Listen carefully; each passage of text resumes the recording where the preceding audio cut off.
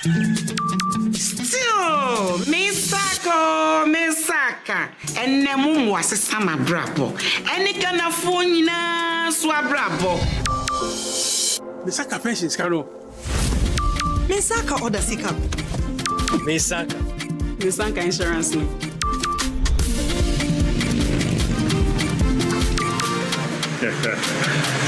Misaka loan. Momo Fogusuri ye ejumaden, the aboye nyina ye sika ho ban. Se MTN, ana Momo jumaye ni befrewa, or the 0244 300,000 ene befrew. Ne numpo orin bitsaw one-time password, ana se upin code. Enti wonso ye wa femu die na ma weni na ho na wonsa enka omo. Let me share my wildlife experience with you at Safari Valley Eco Park. Welcome to Safari Valley Eco Park. Our electric shuttle pulled up, and in no time, our tour began. We were surrounded by wildlife from the moment we entered the Eco Park. We were greeted by experienced tour guides who took us through orientation and how to better enjoy the experience. Watch these animals roam freely in their natural habitat undisturbed by our presence. We saw zebras, sable antelope, brown cranes, mara, silky chicken, nyalas, Shetland ponies, and so many animals I just couldn't keep up. Our tour guides taught us so much about the wildlife, their behavior, and how to interact with them. I even fed them. We also went fishing on a man-made canal. Then we took a break to have lunch in this serene environment. All this amazing experience for this price for adults? This price for teenagers. It's a bargain. As the sun began to set, it was time to go back home, but not before dinner by the campfire. It has been a thrill of a lifetime, and I can't wait till my next visit. Safari Valley Eco Park, bringing you closer to nature. For decades, we have helped businesses connect with their trade partners all over the globe. From Ghana to Burkina Faso, Côte d'Ivoire, Benin, Togo, Senegal, China, Morocco, France, Netherlands, and many other countries. We have made it possible to bring Ghana to the world. We have brought small and medium businesses closer to their customers across the regions in Ghana with our SME support facilities. We have brought relief and smiles to the faces of families with our employee personal loans. With our cutting-edge technology and digital support, we take the burden of complex thinking off you, making life simple. That is who we are, as close as a partner. Bank of Africa. We are indeed the African bank with the global reach. Let's talk hemorrhoids. Hemorrhoids are normal structures located in the anus of all mammals. But it is only man who suffers hemorrhoidal disease because of the erect posture we have assumed and the squatting that we do to empty our bowel. Hemorrhoids consist of a special type of blood vessels which fill with blood when we are moving our bowel and help to cushion the anus against the force of transmitting the stool. Afterwards, they empty their blood, collapse, help seal the anus to maintain continence. Over time, these vessels lose the elasticity of their walls, become dilated, permanently filled with blood, leading to congestion of the hemorrhoids. The symptoms of hemorrhoids are bleeding and prolapse of the hemorrhoids when passing stool, itching and feeling of warmth in the anus and anal discharge. Laser, ligature, and longo are the modern, minimally invasive, most effective and painless methods of treating hemorrhoids today. Winterba Hospital, first Ghana Colorectal Center, in to serve a peculiar health need. Kwame! You look amazing. Have you discovered a new secret to stay healthy these days? Actually, I have. It's called SOS Advance. It is a health supplement manufactured in the UK with 11 essential oils like frankincense, black seed, oregano, and neem, all powered by nanotechnology. Wow, that's impressive. Yeah. What does it do? SOS Advance supports your immune system against invading pathogens, including viruses, bacteria, and toxins. It also provides antioxidant effects to help combat free radicals and reduce oxidative stress on your body. Wow, I really need this. Like, I've been feeling off lately, but I can't pinpoint exactly what the problem is. Oh, easy. I think you should get it. You can find it at every pharmacy nearby. There's a pharmacy here. Let's go. Thank Thank you. I beg his wounds me. Pregnant and lactating mothers should contact their physicians. This advert is FDA approved.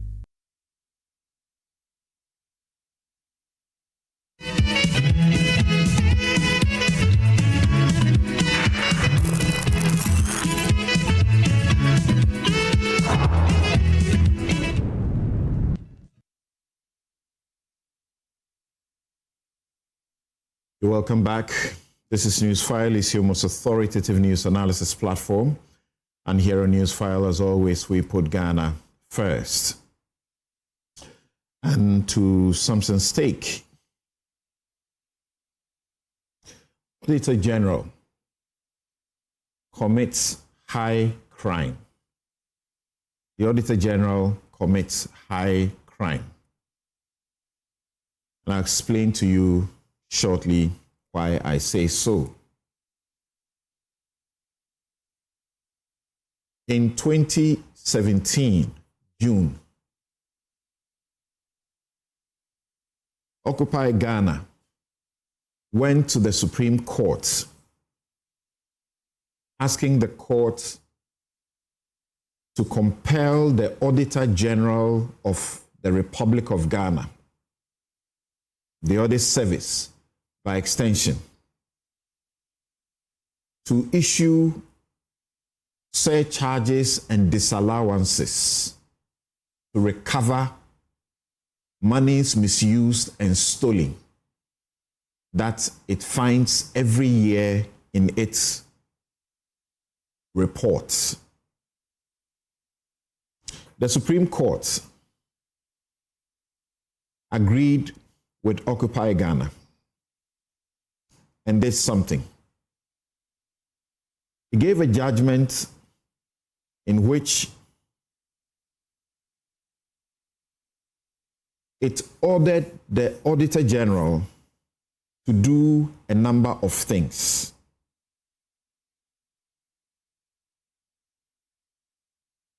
It asked the Auditor General to ensure, and these are what are known as the consequential orders of the court, after the court saying that the Auditor General, the Occupy Ghana was right in insisting that the Auditor General must be issuing disallowances and surcharges to recover funds that have been misused and stolen by public officials, even also by private individuals who do business with the state.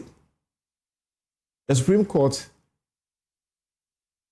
held that as a sequel to our judgment just delivered, we further direct that henceforth, the Auditor General shall take steps to recover the amount unlawfully expended from the person or persons who incurred and or authorized the disallowed expenditure.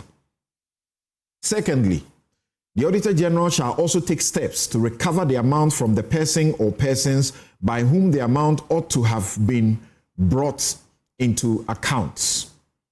Thirdly, the Auditor General shall also take steps to recover the value of the loss or deficiency from the person or persons by whose negligence or misconduct the losses or deficiencies were incurred. And the Supreme Court was careful in saying whether or not the person is a public servant.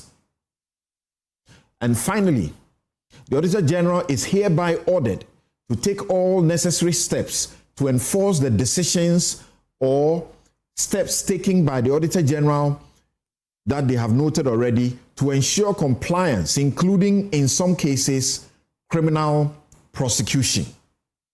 Then they made this comment: we have had to issue out the above consequential orders, even though we are happily aware that the current Auditor General, Mr. Daniel Yao Domelevo, has taken steps to train his staff to prepare them to adequately for the hearings in respect of surcharge and disallowance appeals anticipated under Article 187, Clause 7 of the 1992 Constitution. So why am I saying the Auditor General has committed high crime. And what is it? And what are the potential, as it were, punishment that it must suffer? And yet we have not put the Auditor General through that. When we were signing up for the $3 billion from the IMF, Occupy Ghana examined 5 years Auditor General reports. It took the reports prior to when we went to the IMF. And 5 of them, it found almost 3 times the amount we sought to save the economy, that's a $3 billion, had been misused or stolen. And all we needed was to recover those funds. We went to the IMF for $3 billion. Occupy Ghana took the Auditor General's report for 5 years, the last 5 years, previous, and found that monies misused and stolen, as found by the Auditor General, was almost 3 times what we were going to the IMF for. So all we needed was to recover those monies, chase those thieves.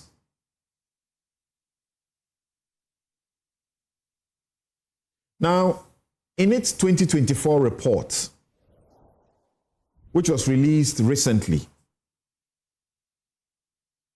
18.41 billion Ghana cedis has been misused or stolen. We need to be paying attention. 18.41 billion, not million, Ghana cedis has been misused or stolen. That is the grand corruption. We have lost almost 80 billion cedis in the last 5 years to misuse and theft. I'm talking about grand corruption. And the trend definitely will continue. It won't change. 2019 Afrobarometer found that we have normalized corruption, and this is where we are. So issuing surcharges and disallowances are important to recover the monies. Why is the Auditor General not doing it? And if you don't do it, what is the consequence? I state that and conclude my take. For the Auditor General's refusal to issue surcharges and disallowances, what are the consequences? Article 2 of the 1992 Constitution says that any person or group of persons to whom an order or direction is addressed under Clause 2 of this article by the Supreme Court, and these were the orders that were done, they were consequential orders, shall duly obey and carry out the terms of the order or direction. In clause 4, it says failure to obey or carry out the terms. Failure to obey or carry out the terms of an order or direction made or given under Clause 2 of this article constitute a high crime under this Constitution, and shall, in the case of the President or the Vice President, constitute a ground for removal from office under this Constitution. The Auditor General is not President or Vice President, so it's not ground for removal. But what should happen? Clause 5. A person convicted of a high crime under Clause 4 of this article shall be liable to imprisonment not exceeding 10 years without the option of a fine, and shall not be eligible for election or for appointment to any public office for 10 years, beginning with the date of the expiration of the term of imprisonment. This Auditor General or any other Auditor General in that office who have blatantly refused to issue disallowances and surcharges, denying us close to 80 billion Ghana cedis, 80 billion Ghana cedis in the last 5 years alone, have committed high crime and they ought to suffer the punishment, 10 years in jail and disqualified from ever holding public office. This will be my take. We'll be right back.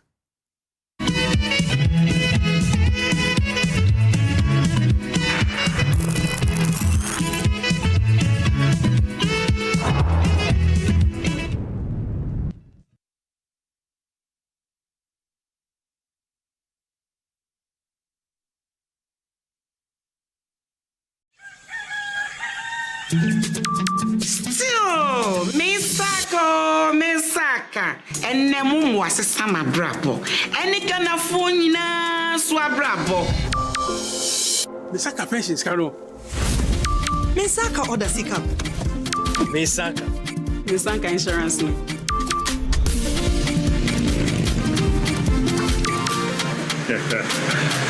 Misaka loan.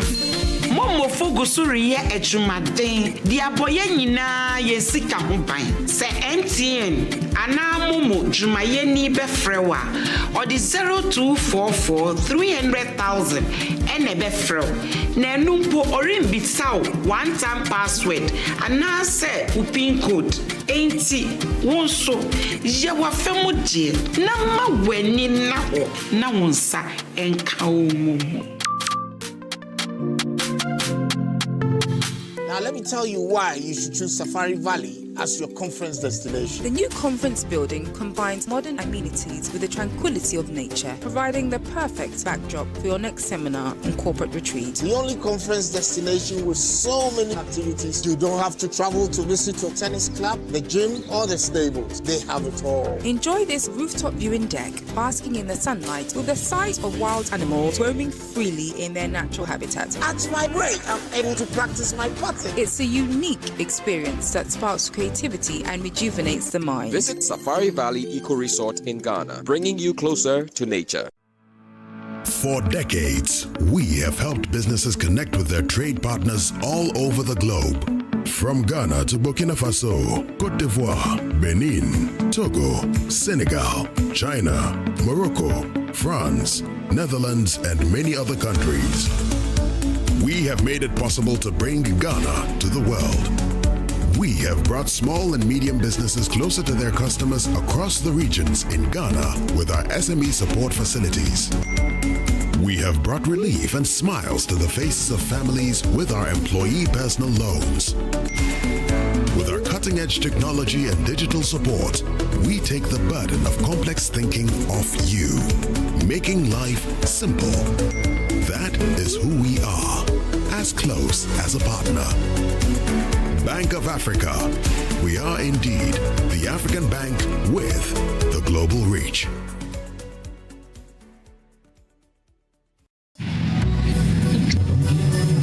So, Charlie, the deal there, I almost get her.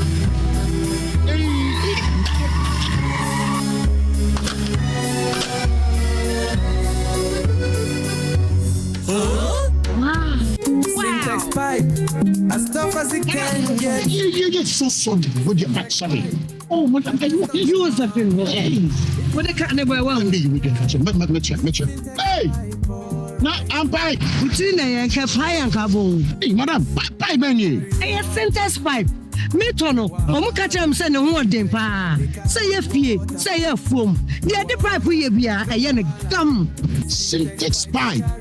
Why leaky? Come, madam. From today, Syntax pipe in my pipe. No 2 ways. We need a pipe ben abe use. SINTEX pipe. Syntax pipe. In the carry water. No hala. Kwame! You look amazing. Have you discovered a new secret to stay healthy these days? Actually, I have. It's called SOS Advance. It is a health supplement manufactured in the UK with 11 essential oils like frankincense, black seed, oregano, and neem, all powered by nanotechnology. Wow, that's impressive. What does it do? SOS Advance supports your immune system against invading pathogens, including viruses, bacteria, and toxins. It also provides antioxidant effects to help combat free radicals and reduce oxidative stress on your body. Wow, I really need this. Like, I've been feeling off lately, but I can't pinpoint exactly what the problem is. Oh, Easy. I think you should get it. You can find it at every pharmacy nearby. There's a pharmacy here. Let's go. Thank you. I beg his wounds be. Pregnant and lactating mothers should contact their physicians. This advert is FDA approved.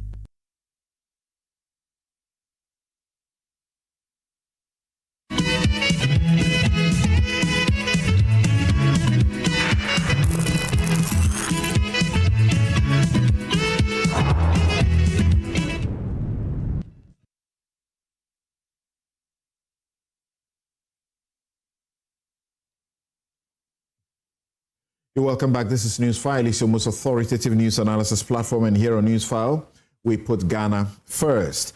My guest this morning, and right here in the studio, we have Dr. Kojo Pumpunia Asante, who is Director, Programs and Policy Engagements at the CDD, Center for Democratic Development.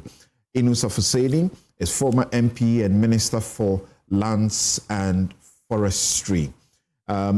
Well, he was also Minister for the Road Sector as well. We will be joined by Communications Director for the Baumia campaign, Dennis Miracle Sabuaje, Professor Kwesiening, a security consultant, Reverend Captain Dr. Henry Godson Afo, Head Pastor, Rehoboth Network of Churches, will be helping us to decode this prophecy review desk at the presidency. But I begin the program first speaking to Awula Sewa, convener, Eco-Conscious Citizens, and Parkwesi Shandoff, who is Media Relations Officer, Ministry of Lands and Natural Resources. Thank you all very much for joining us this morning, ladies and gentlemen. So let me first go to Awula Sewa. Thanks. Okay. We will first speak to Parkwesi Shandoff, Media Relations Officer, Ministry of Lands and Natural Resources. Good morning. Thanks for joining us. Yeah, good morning, Samson. It's a privilege to be part of this morning's conversations. Great. So, as we understand, the government is getting ready to roll out a ruthless fight against Galamsey. That is, if it is the case that we have come to agree that Dr. Mani Boama and the 7 others they met their death in fighting Galamsey. It is your ministry, the ministry that you work with, that organized this program for which they were attending. First of all, this particular program, what was it about? Well, so first off, Samson, once again, good morning to yourself and to the rest of our audience across the globe. The program, which unfortunately was marred by this unfortunate event, is what we refer to as the Responsible Cooperative Mining and Skills Development Program, or otherwise known as the RCOMSDEP. Now, what the RCOMSDEP seeks to do basically is to upskill what we have had in the past. That is specifically the Community Mining Scheme and the National Alternative Livelihood Program, National Alternative Employment and Livelihood Program, the NALEM. The reason we are bringing this on board is that upon examination, we realized that there were a couple of defects with those 2 vehicles. The defects we realized principally was the fact that instead of being communal in outlook, it became an avenue for the political elite to venture into the enterprise of mining, in the sense that for the community mining scheme, for instance, you had people who were sitting, for instance, in Accra. They would acquire the license, they would go through all the facilitation process, and then they would go to the communities and then begin the mining without the participation and the buy-in or the cooperation of the local folks. And we realized that became a problem. So what this latest intervention does is that it now sees the entire process of, or the entire facilitation and the operationalization of the mining in the local enclaves to properly the local people. That way, it is community owned, it is community facilitated, and then of course the community gets to profit from that venture as well. So that how, is basically how is this program or project a solution to Galamsey?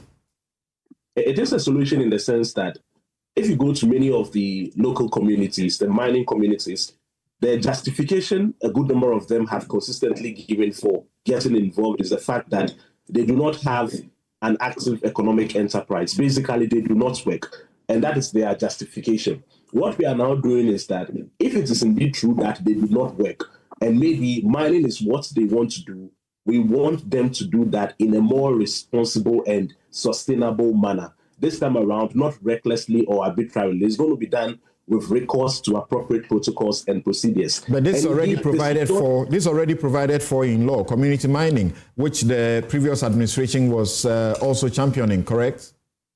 Correct, but the defect we noticed was that indeed the characterization and the labeling was community mining, but existentially, in terms of operations, it was not communal, and that is what the point I was making earlier. That you had people who, for example, were living in Accra. They would acquire the lands, go into the communities, and then they'll be doing it on their own terms without the cooperation of the people in the community, given that the program was supposed to be communal. That's the problem that we had. So now we are just ceding it completely to the local folks. The local authorities will be involved, the DCs, everybody in a selected enclave in a particular local jurisdiction will be actively involved. It won't have any political interference or any big man, so to speak, coming on board. That's appreciated. Hold on for me. Awola, thank you for joining us.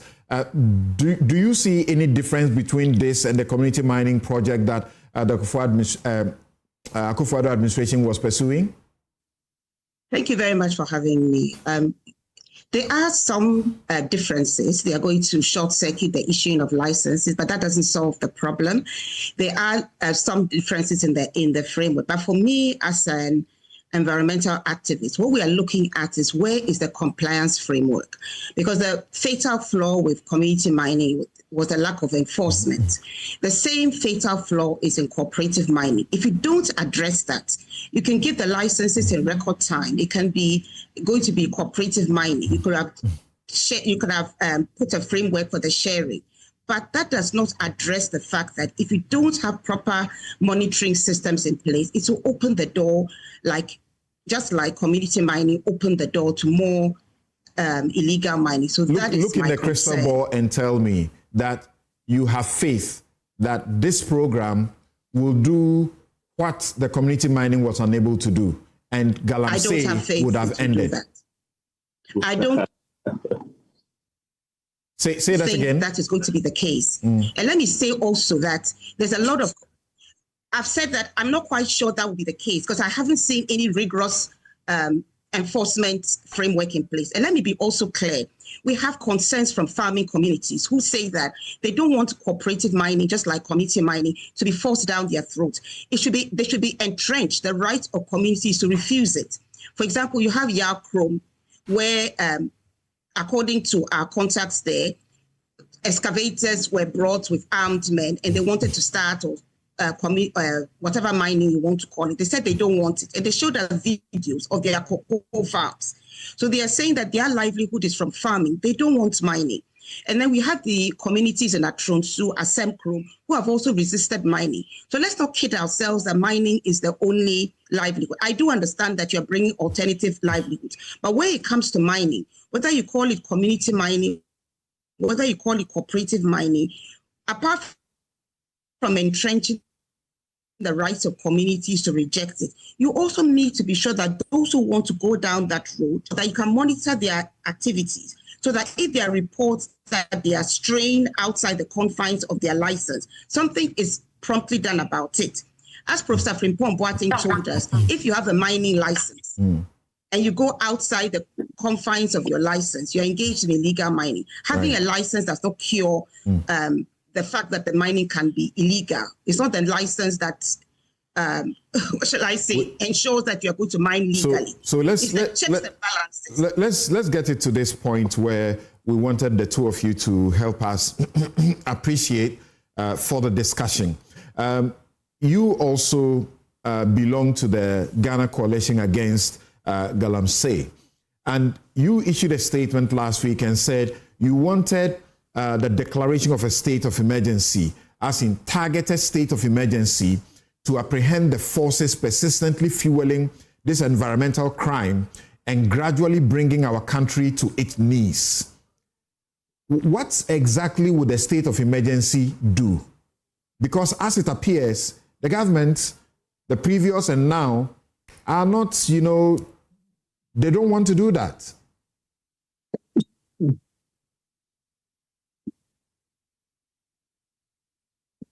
Well, I'm not sure why they don't want to do that. We face an existential threat. Our water bodies are being poisoned, our forests decimated, and we know that our farmlands are also being poisoned. So the poison has entered the food chain. So we are signing our death warrants, and I don't quite understand what we think should be done to solve the problem. Fine, you want to find alternative livelihood, fantastic. Fine, you want to have cooperative mining, that is an option that you are thinking of. But you have to be prepared to nip this in the bud. It's gone out of control. What will the state of emergency do? A state of emergency, as I understand it, will ensure that you're using your armed forces, your Navy, your Air Force to remove the environmental terrorists and their equipment. You can do, first of all, no political interference. They are giving clear terms of reference. It is not shoot to kill. The primary objective is not to go around Rambo style, killing everybody in sight. Of course not. What you are trying to do, that's why it's targeted. What you are trying to do is to go to the hotspot and remove the environmental terrorists and their equipment. So of course, if they open fire to defend yourself, you will return fire. But that's not your primary objective. Your primary objective is to go maybe 2 or 3 hotspots at the same time. With you have done your reconnaissance, you know the strength you need to go with.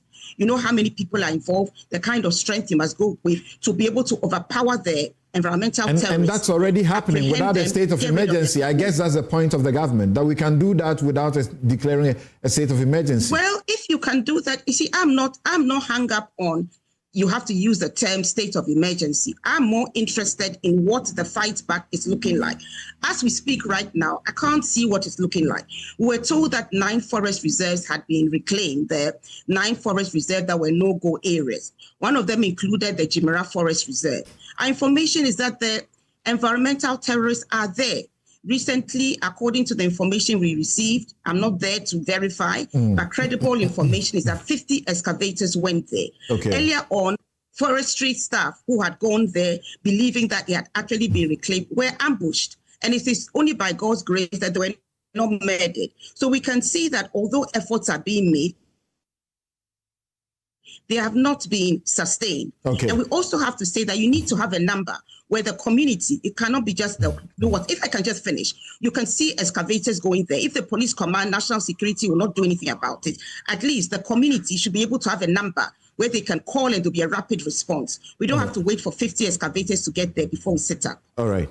Thank you very much. I need you to state one more time and finally that as far as the coalition against Galamsey, all of you from your different pressure groupings coming together, as far as you are concerned, the targeted state of emergency is non-negotiable from this point, correct? I believe eco-conscious citizens believe we are part of the platform. We believe that you need a targeted state of emergency. But I'm not hung up on words. If you don't want to call it a targeted state of emergency, but you do all the things, you want to make a banana cake. You don't want to call it banana cake. You want to call it mango cake. But you are going to use the ingredients of a banana cake. So be it. It's the results we are interested in, not specifically what you call it. I said finally, did you have some disappointment, as I'm hearing from some people, that they had expected the president to make certain statements to this regard yesterday in his speech? Yes, I would say that too many people have died, from children who are falling into open pits and drowned, the police officers who drowned chasing illegal terrorists, the forestry staff. I mean, we have journalists who have been badly beaten up. So, and then we have the tragic deaths of the 8 persons, 8 lives, further lives ripped apart. So what we expected the president to do, as he himself had earlier on, before the crash, stated that we face a national emergency. What we expected him to do is to draw a line. There are going to be no more deaths that we can avoid. And if he doesn't want to call it declaring a state of emergency, this is what we are going to do so that the illegal miners, the environmental terrorists, have no hiding place. They need to leave our water bodies. And we cannot hide behind livelihoods. All right. You cannot, because you don't have a livelihood, poison the whole of Ghana. Thank you, Awula Sewa. Thank you very much. She's with Eco-Conscious Citizens Group, and also she is with the Ghana Coalition Against Galamsey as well. Now, Pakwesi, why the inertia, or shall I say the complete disregard for this demand for targeted state of emergency on those water bodies, on those forest reserves, so that it becomes a completely no-go zone? Nobody dares get there. I think it is important for us to understand the context of our earlier demands for the declaration of a state of emergency. Indeed, before the current government came into power, there was that rife call that the government then, the new Patriotic Party government then, should declare a state of emergency. That advocacy was viral because at that point, indeed, we have a total of, just for the records, we have a total of 288 forest reserves across the country. Out of this 288, it is 44 that have been besieged. Now, in these 44, back then, we had 9 that had been completely taken over by armed illegal miners. And I think we have to put emphasis on the fact that these were armed. And the extent of their operation was such that even the security forces could not go into those 9 enclaves. And it was because of the intensity of that situation that we repeatedly were calling for the declaration of a state of emergency. Now, fast forward, we have been able to repossess all of these 9 forest reserves that had been flagged and categorized as red zones. And so the important question that logically comes to the table is that if back then you were calling for the declaration of a state of emergency based on those 9 red spots, and now you have repossessed all of them, not to say that the call is no longer significant. I don't want to use that description, but logically, the obvious question that meets us in reasoning is that why then would you proceed to declare a state of emergency when you have? Because we have not reclaimed all 9. We have not reclaimed all 9. No, we have reclaimed all 9. That is on record. All 9. Jimira Forest Reserve is still under siege. It is not, Awula, it is not under siege. I think yesterday you made this particular submission, and I said that we wouldn't have to go back and forth on it. We have our records. Indeed, there is the National Anti-Illegal Mining Operations Secretariat that supervises all the raids and swoop. And there's what you say, and there's what is going on the ground. Yes, but what I say is an absolute reflection of what is going on the ground. Indeed, we can give the room to an independent arbiter to verify the claims. But I am saying Awula is independent. That's what they are involved in. Maybe perhaps we need an additional voice of verification. But what we are saying, Erastus Asare Donko. But he has not discounted the fact that the 9 have not been repossessed. He has not done that. The point he made, I think I should clarify Erastus's point. The point he made that I observed was that despite the repossession, Jimira Forest still had pockets of illegal miners there, and that is normal. Of course, having repossessed the forest, they would not willingly want to give up. But the good news, however, is that there is the National Anti-Illegal Mining Operations Secretariat that has barricaded all of those areas such that those people we have cleared out do not return. So back to the issue. Indeed, if it was 9 forest reserves that had been heavily besieged, that had become red spots, if you have been able to, as it were, repossess all of them, it then begins to appear moot the conversation around the declaration of a state of emergency. Because if you do it, where is the target? Your target previously was the 9. The 9 have been repossessed. Therefore, where are we going again? But that is not to also water down on the need for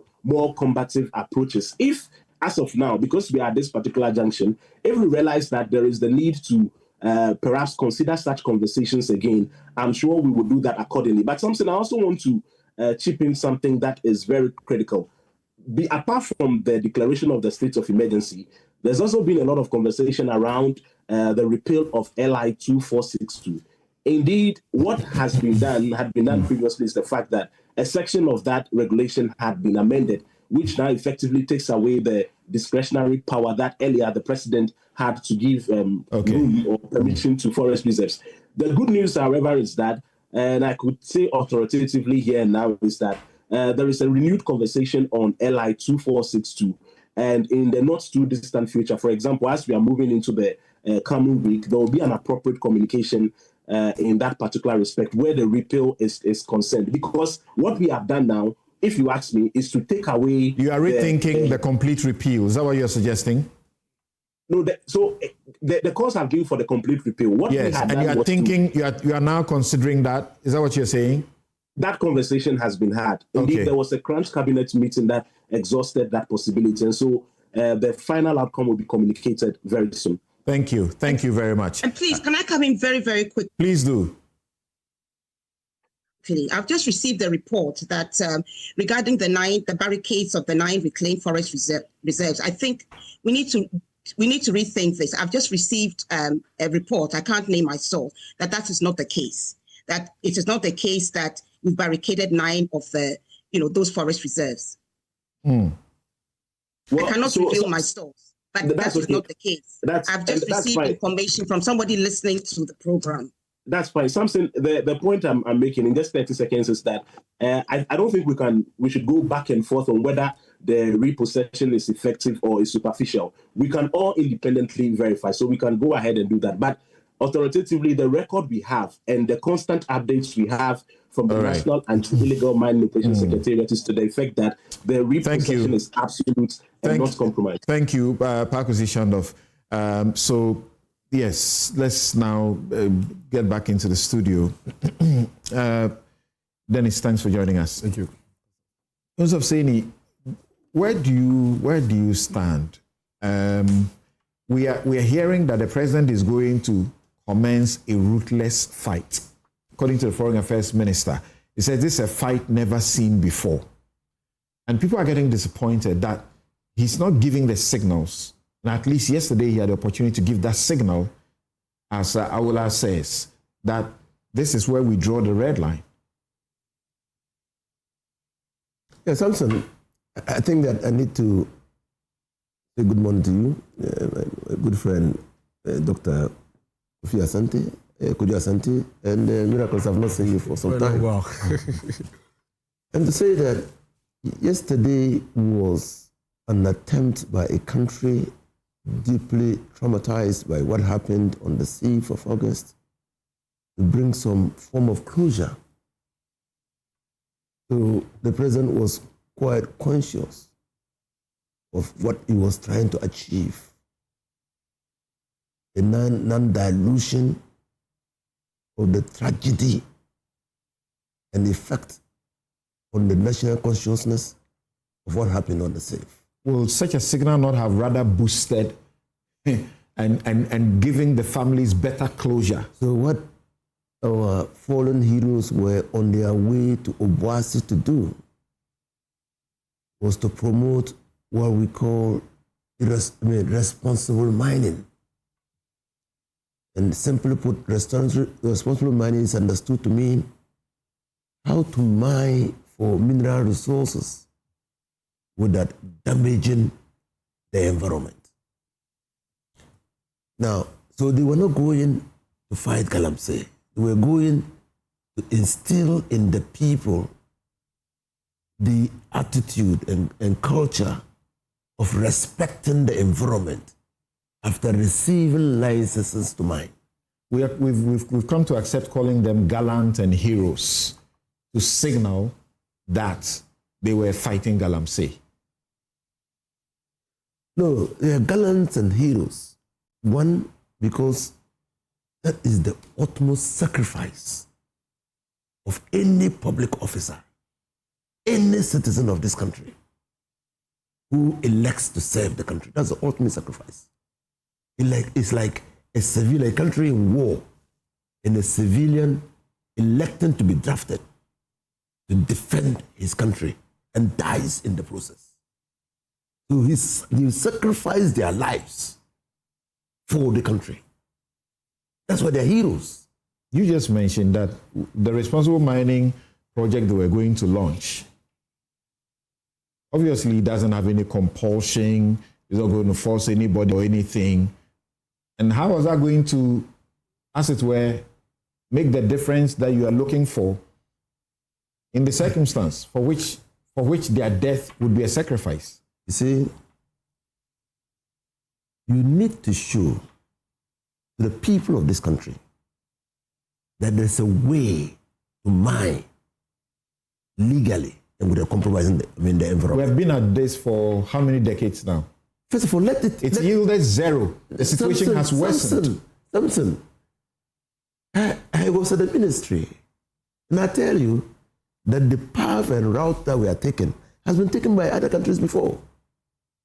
In some countries, they actually had to put notices on trees in the forest, reminding people of their obligation to protect the forest.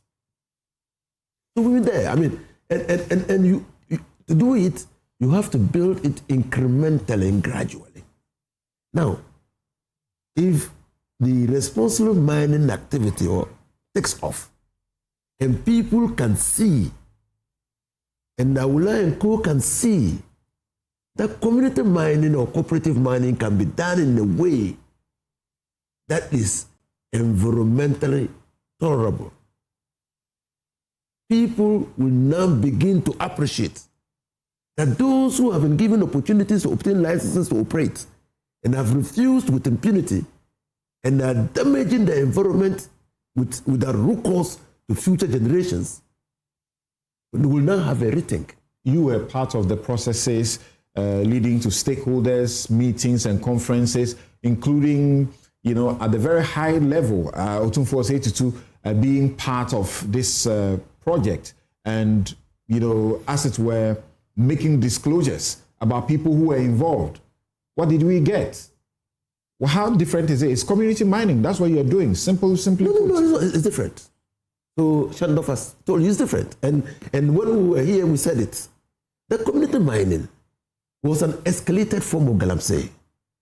That who were the people? I mean, it is important for Shandorf and Co. to let us know who were behind the community mining. Who received the licenses to engage in community mining? How many of the people in the community were involved in the mining?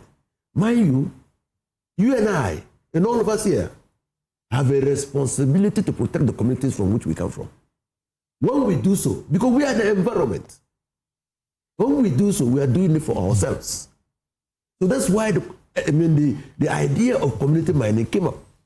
That when the people in the community are given an opportunity to mine, they will do that with regard to their very presence in the communities. When the minister says the president is going to launch the most ruthless fight ever, what's your understanding of that, of Galamsey? What's your understanding of that? Well, I traveled with the president in the helicopter to Obuasi in his first term as Minister for Lands and Natural Resources.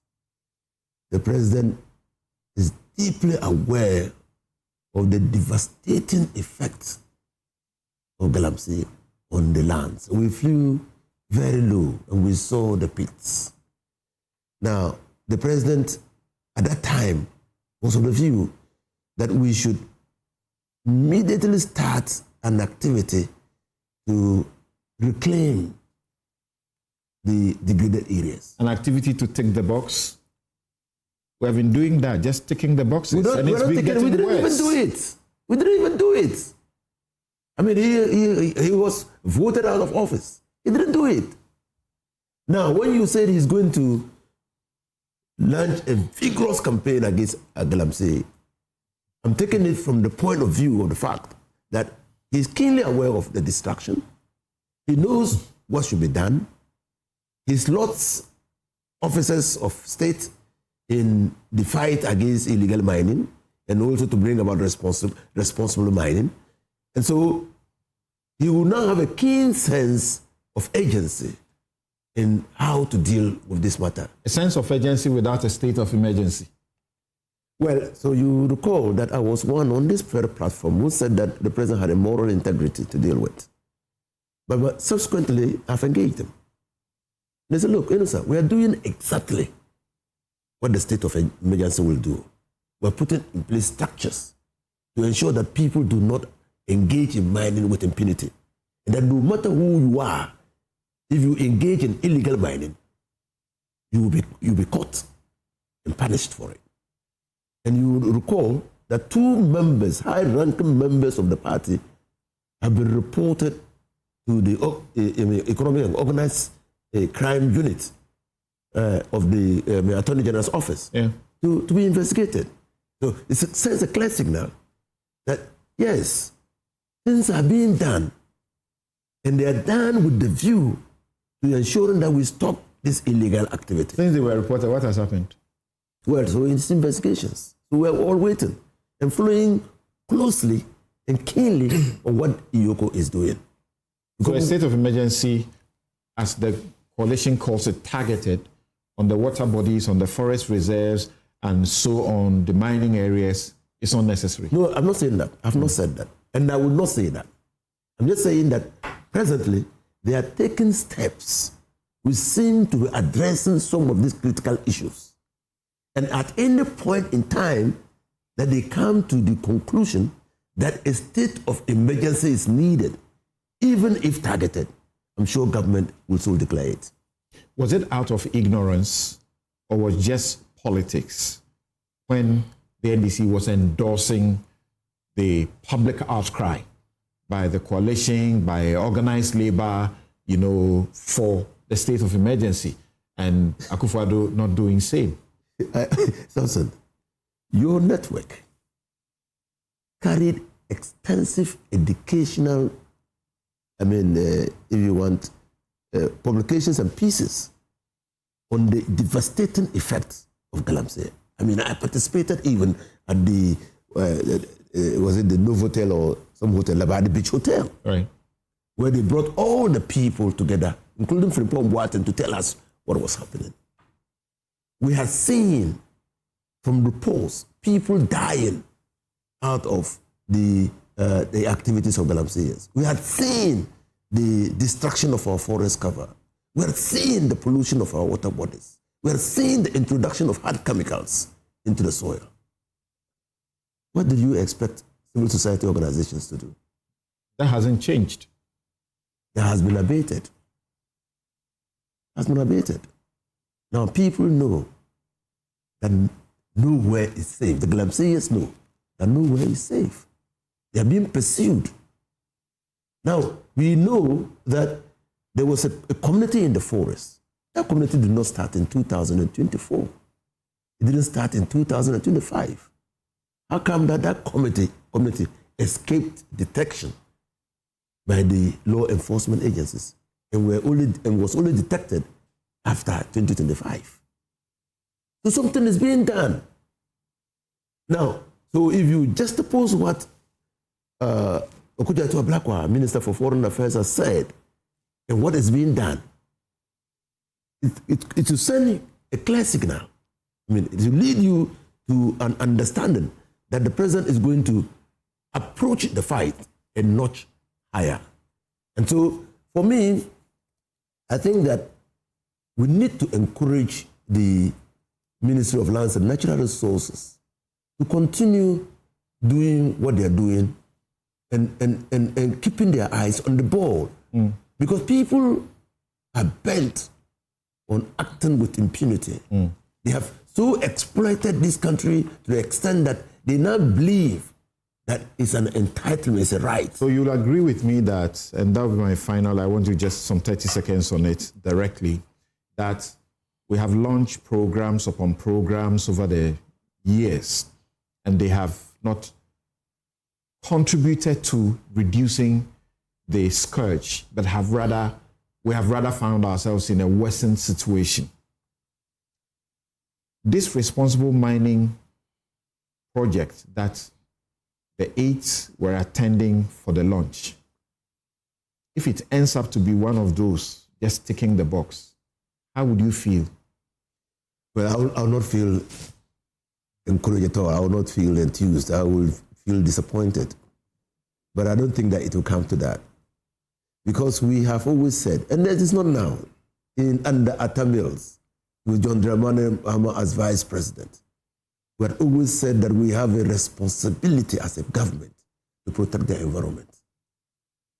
And to protect the environment means mining must be done in the way that is responsible and sustainable. Okay.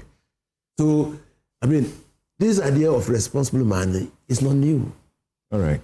It was taught through. So the best tribute in their honor will be to ensure that this is not one of those occasions where you're ticking the box. The political leaders are ticking the box. No. Dennis, what's your understanding when you hear that there's going to be a ruthless fight? That's a good morning, my seniors. Good morning to Honorable Elisa. I'm confused, very honest with you. And I'm sure there are millions of Ghanaians watching us this morning who are very much confused as I am. And I'm sure you are, because I listen to your questions. You seem not to really put a finger on what exactly the NDC are saying and what they are doing, honestly speaking. And my very caution to the NDC government is that for the first time, they have in us, the MPP, an opposition party that has made a firm commitment to not do politics out of Galamsey. They should take advantage of that and let us fix this existential threat once and for all. If they fail at it, posterity will judge them. I have always said, and I said it here with you on several occasions, that one of the challenges we had as MPP in government was the high over-politicization of the Galamsey fight, was the way and manner that the NDC created an impression as if it is the MPP government that is engaged in Galamsey, which ostensibly insulated every other person and gave those people cover for them to continue to pursue this criminality. And so it made it very, very difficult for the government then. I am begging them, and I listen to the PR for the Lands and Natural Resources. He's not helping the country. You sit on TV and you tell the whole country that we've taken over 9 forest reserves, and so you are creating an impression as if Galamsey is no more or is not at a high ascendancy, for which reason there is no agency. You're not being truthful to yourself, and you're not being fair to the country. Samson, if you go to TikTok, and I have it here, there is Galamsey TV. Lawyer, Galamsey TV. They have 4.6 million likes. They have 591,300 followers. They post every day. Their least liked post has 2 million views, 2.8 million views. Least liked post? Least. It is in this country. It is on TikTok every day. The last time they posted something was 15th August 2024. This is Galamsey TV. The person who owns the channel has his phone number on the channel. Is here. So why are you doing this? We are under threat. MPP could not fix Galamsey. You campaigned with it. 2 weeks to elections, you and your friends called for a state of emergency, saying that if the MPP refused to declare a state of emergency, the whole labor union, organized labor, should go on strike. There was heat on the government 2 weeks to elections. I personally was being chased by my friends like Kenasibe and Professor Jampo to get Dr. Mahmoud Bawumia to sign an undertaking. I took it to Dr. Mahmoud Bawumia. He signed it. I took the copy and I sent it to Kenasibe and Professor Jampo. Everybody was alarmed. No government, no political party in the history of our country has been under immense pressure than the Akufo-Addo government in the last 2-3 months to to the elections. And the crime was that there was Galamsey, and the narrative was that people could demonstrate for 1 week on our roads saying that it is the Julobi house, that the president is the one that is leading the charge against Galamsey. That it is the government functionaries. I kept telling them, you are allowing the criminals to go away if you continue this way. They said, no, it is you people. To the extent that cabinet ministers today went on Twitter and we just independently confirmed the Twitter page, the Galamsey page, TikTok page yes. of the Galamsey news. Yes. And that's just one. That's just one. You're just about to say something. The cabinet ministers, including Sam George, my friend Felix Nku, Joyce Mokhtar, Bawa, Mokhtar, and all of that, they were on Twitter. They said that if the president wants to stop Galamsey, he needs only 2 weeks. That there is no serious president in this country that truly wants to solve Galamsey that will not do it. And that is why when I come in the morning and I hear the NDC people say, we are now going to embark on a ruthless campaign, I am confused. So what were we doing all this while? For the past 7 months, what were you doing? Were we not here? When I came to City and I told you that the NDC government has not done a single new thing in the fight against Galamsey. Not new, not one. You can't mention one. Mention one new thing, one new strategy that the NDC government has initiated since coming to office in the fight against Galamsey. Which president or which government embarked on arresting and attacking Galamsey site than Akufo-Addo? He did it with you. If today there are media people flying drones and moving in Galamsey site, it was an Akufo-Addo initiative together with the media. It's not an NDC thing. I have a story here on My Joy Online. As at October 2024, My Joy Online was still reporting on arrest of Galamseyers. This is the Subi Forest. This is it. Forestry Commission raised Galamsey camp and arrest 4 in Subi Forest. This is it. And the excavators and things being bent. You didn't introduce the arrest. Don't you admit that the arrest and the siege on the miners, illegal miners, has seen an escalation? No, it hasn't. A whole community that's existed without our knowledge, has been removed. There are still communities that exist today. You get the police encountering is it Bontifo or wherever? Stop it. Please. Stop it. There are more camps, more communities that have been bent in this country, even under Mahama number 1.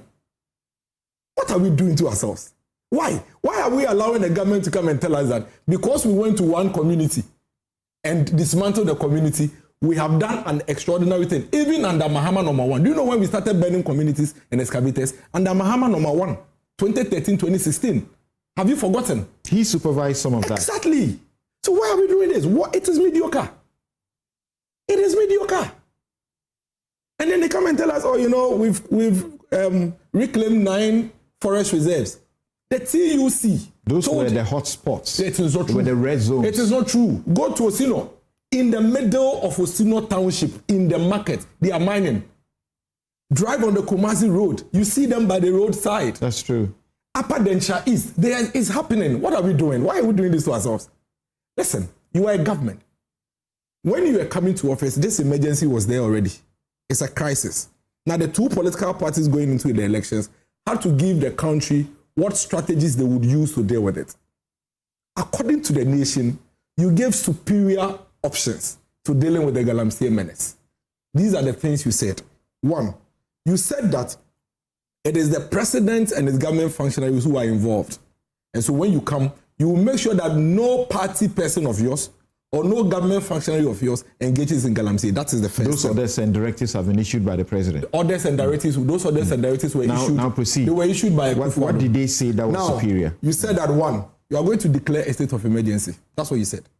Number 2, you said that you are going to ban all forms of small-scale mining for a while. For a while. You said it, for a while. That will give you room to be able to see the situation and sanitize it.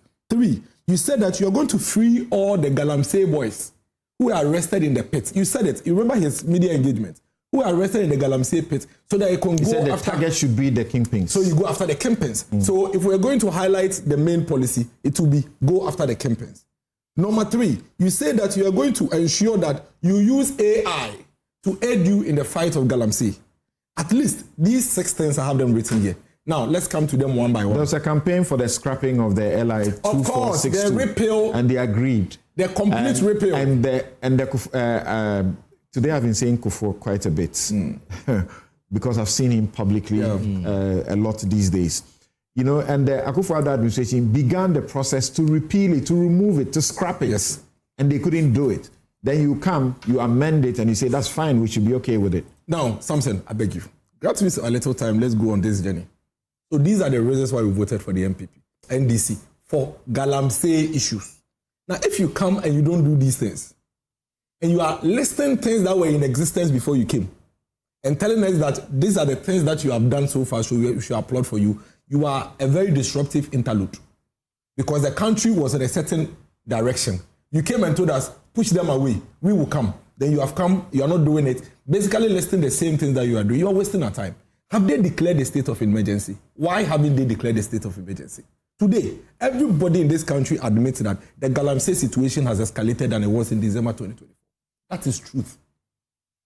The boldness with which the guys are doing Galamsey now, the boldness with which they are doing Galamsey now, it is not comparable to what it was in 2023. We're seeing them, boldly go into cocoa farms. They are cutting down the cocoa trees. Yes.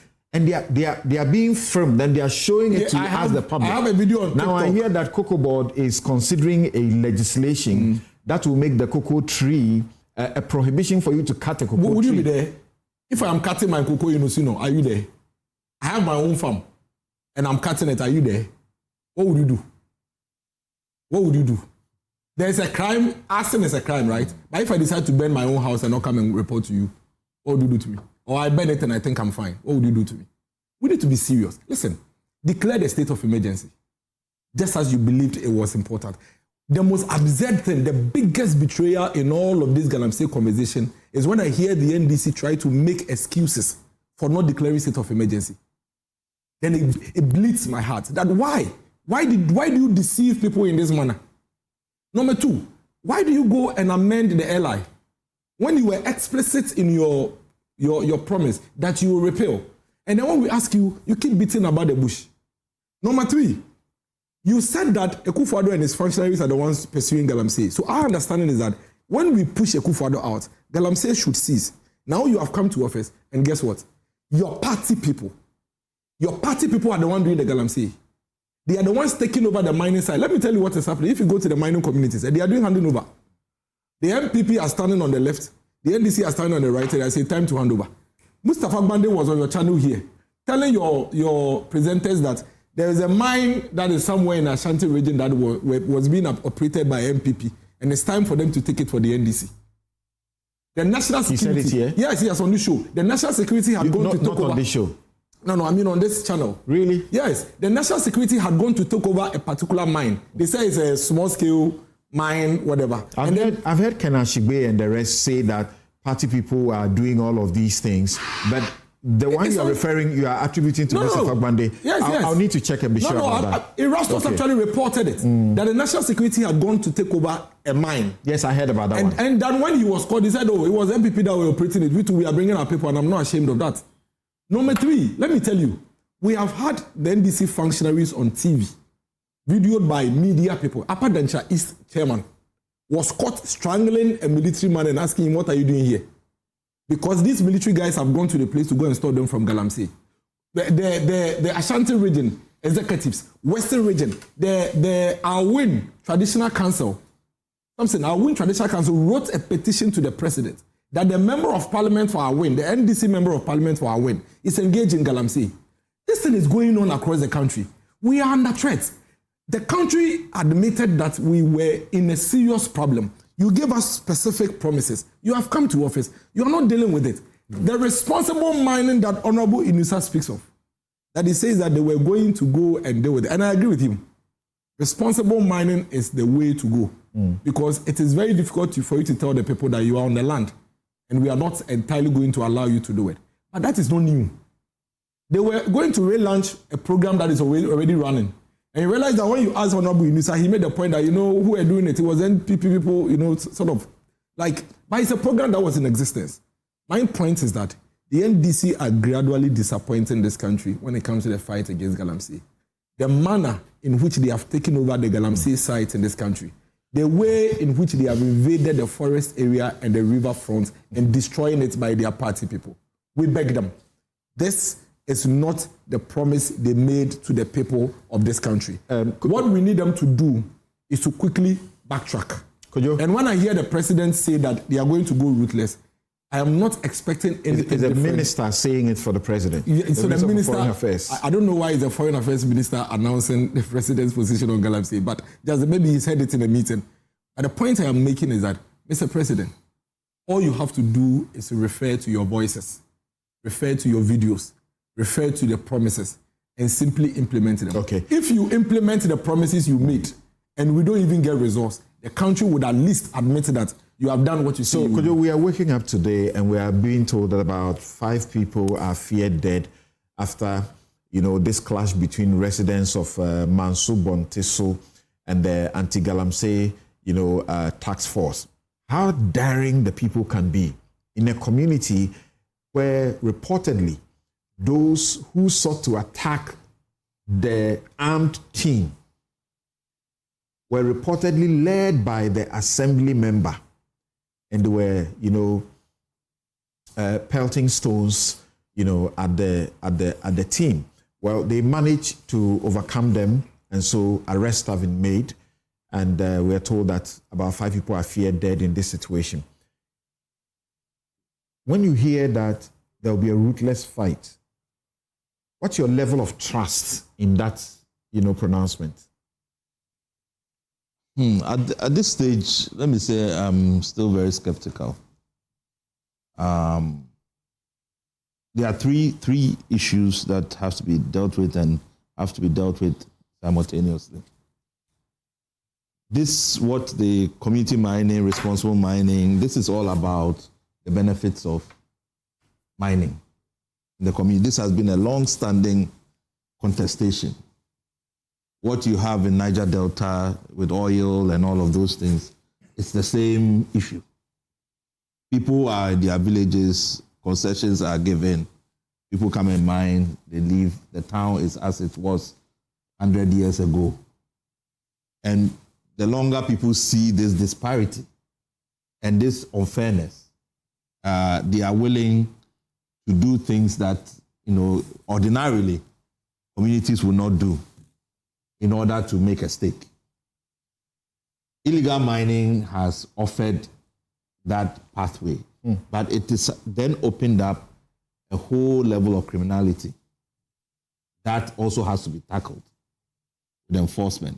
Then you have the regulation part, that even if you're doing the responsible mining, how are you going to ensure that you don't actually, increase the externalities that being created by all these illegalities in the communities? At the moment, the licensing regime that went on created so many mining, you couldn't even tell between what is legal and illegal anymore. I'm sure even when you begin to look at boundaries, it becomes a problem. I think the challenge for me in the intervention with everything that the state does is, a policy like that, I want to see a document that tells me this is the objective that we are pursuing. These are the targets. These are the ways in which we can show evidence. We're being told that the difference between this responsible mining project and the community mining, which was also supposed to be for responsible mining under the previous regime, is that the community mining, you had people in town going to be the ones who were taking over whatever it was, setting up the community for the mining. But now they want the indigenes themselves, to own what they do, like a cooperative. And is it the idea that when they own it, they'll be more responsible? Because it's not given.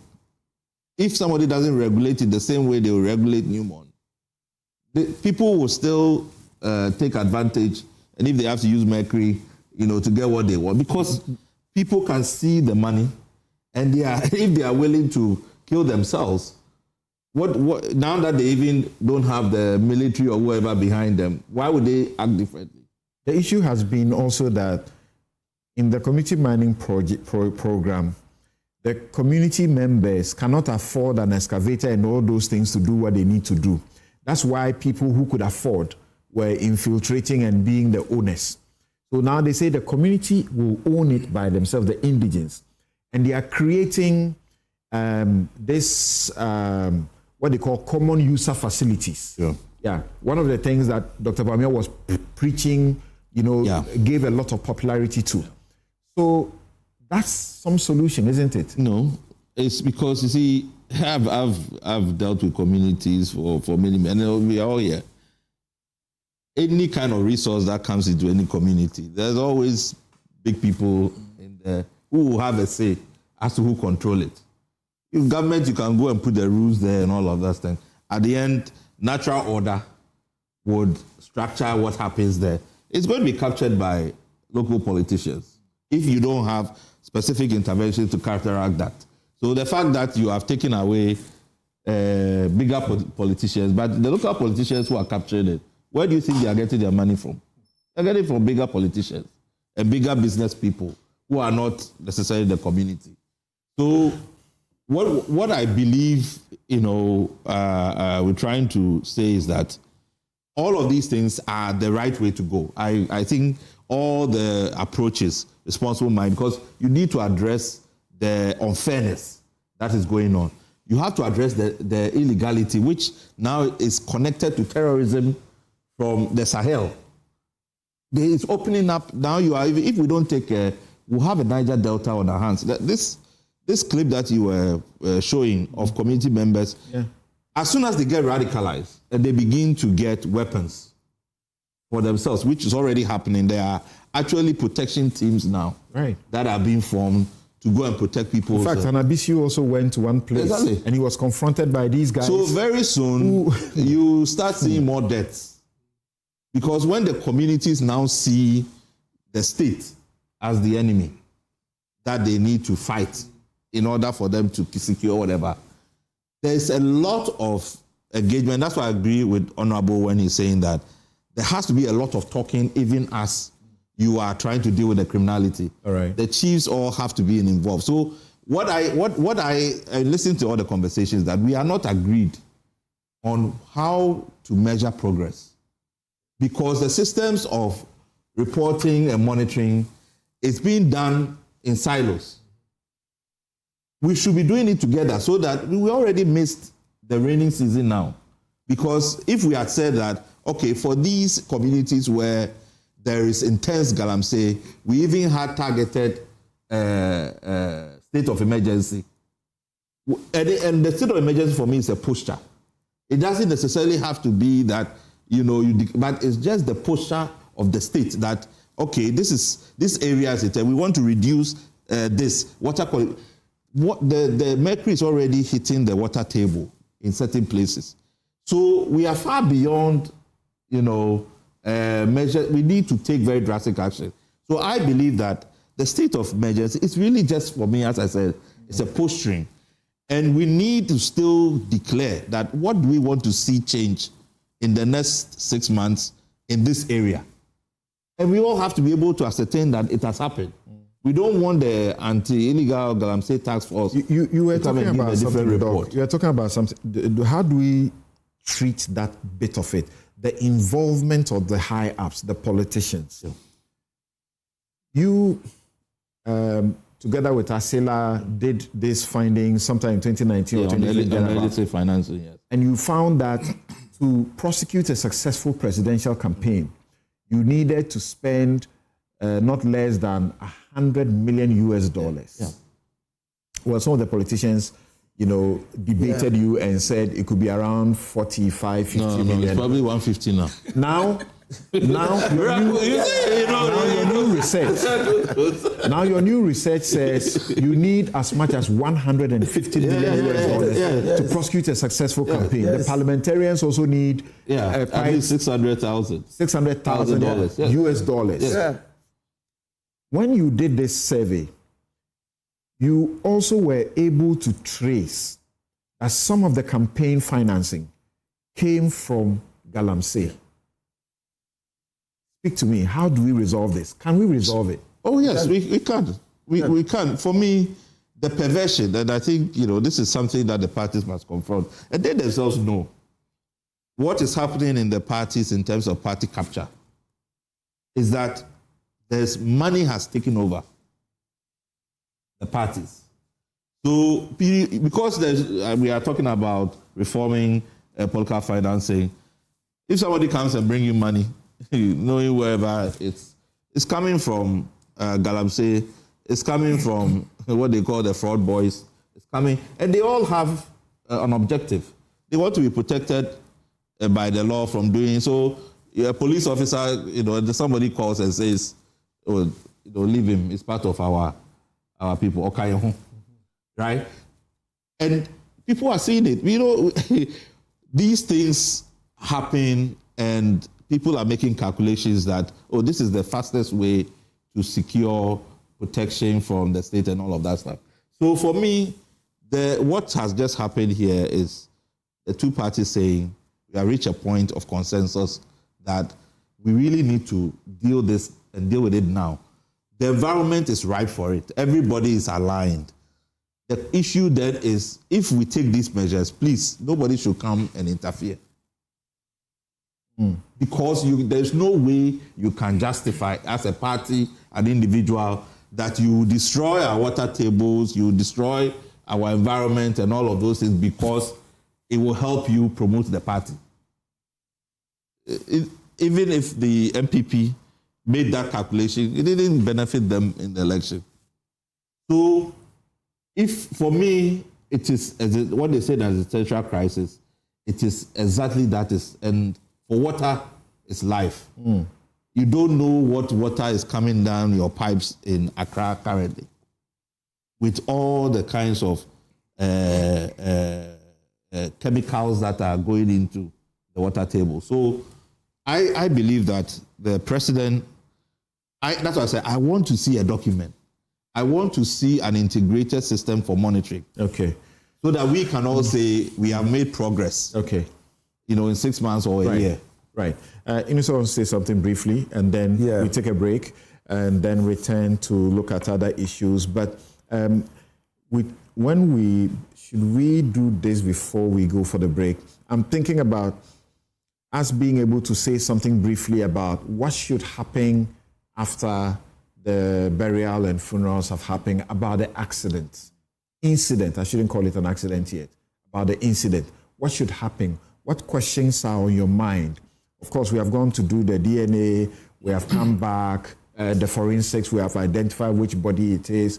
There's been blame game going on. Bodies shouldn't have been in, sacks. They have explained to us that the bodies were very hot. You couldn't put them in the body bags, the polythene, so to speak. And so this is what was the only situation they could do, and so on and so forth. What questions are on your mind? What do you want to do after that? What do you want us to do after we are done with the funeral? Yes. So first of all, let me just say that I agree with Dr. Kojo Asante, when he says that there is not yet a consensus on how we measure. So we have disjointed form of assessment of the fight against illegal mining. I also think that the hearing from Miracles saying that there is consensus now from the MPP side that they must depoliticize the fight against Galamsey. It's a commendable decision by the party. It's a day or week. You politicize this for your benefit. I'm coming. Please. I don't want to repeat I actually give you all the opportunity to talk. Very well. Because on this platform today, there are very decent people. I don't want to. Very well. Yeah, So, but Miracles, it is not the NDC that politicizes.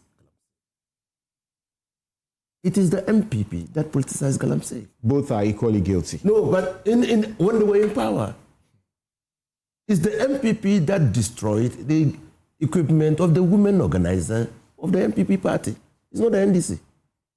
And that created an impression in the minds of the people that party officials were engaged in Galamsey. Arrest your upper denture, Chairman. It is the MPP that cleared Buntumi when the minister himself said that the man was engaged in mining in the forest area and had no documents. It's the NPP, it's not NDC. It is the MPP that instructed, it's the president actually, acting through the chief of staff, Fremo Pari, who directed Frimpong Barton to produce a report on the fight against illegal mining before leaving office. It's not the NDC that when did it that. comes to the politicization, no. I mean, a fair measure will show that both parties are guilty, but the NDC may be more guilty at the time, particularly in the 2020 election. No. When you went to those Galamsey fields, everybody was confronted with the menace. Everybody was shocked that we could have a government. And it is not only the NDC. But you went in there and you were telling them how you were going to protect them instead of dealing with them. And NDC, anyway, let's move to the next. The third thing is that, look, you say Galamsey has escalated. You see, this is what we do to ourselves. Now, he said that without providing one shred of evidence. But we all know the reports of Erasmus Donko, who says that from what is happening on the field, it appears that Galamsey is abated. Erasmus has said that. Erastus. Okay. Has said that. Okay. And so please, let's all agree that we are at this point because we have not yet arrived at a consensus. So we have moved on from the Galamsey discussion. Let me give you some information. Just a second. So I understand that we'll pick a quick comment on this subject with Henry Godson Afo, head pastor, Rehoboth Network of Churches. He's joining us for the second segment. I understand that he will comment on all the issues as well. So briefly, also, for what do you have to say? What's our solution? What should we be doing going forward? Thank you so much. First of all, let me greet all my lovely friends and brothers in the studio. Great submission by all of them. But I'd like to start with this quote, Samson. The day we start depoliticizing major national issues, we'll start making progress and we'll realize that national development becomes inevitable. Unfortunately, I think Ghanaians ever so often have seen our key political players and people that we've entrusted the nation into their hands. Sometimes, unfortunately, and I think we are witnessing it a bit this morning, the blame game. It's MPP, it's NDC. When do we draw the line and look at the issues on the ground? We are talking about issues here which affect our national security. It has serious national security implications. The resources, we're talking about water, we're talking about farmlands, food security, and all of that. And unfortunately, we're now hearing and seeing people being armed. My brother, these are very serious issues. And I think the first thing I would say in making progress in this area is to depoliticize this issue. Okay, Reverend, a small question before you proceed on. A quick question. Yes, sir. If the NDC made promises that they will scrap the LI we are talking about, that they will impose a state of emergency, and Dennis joins us on this show and asks them that question, is that politicization?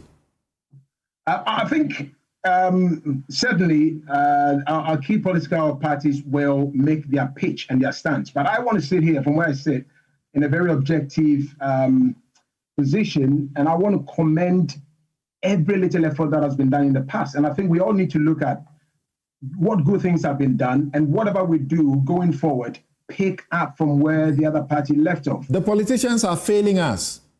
They are in control of the ship of state. They are failing us. And if they make a promise and they don't keep it, we should call them out. Why should we say that will be politicization? So we shouldn't.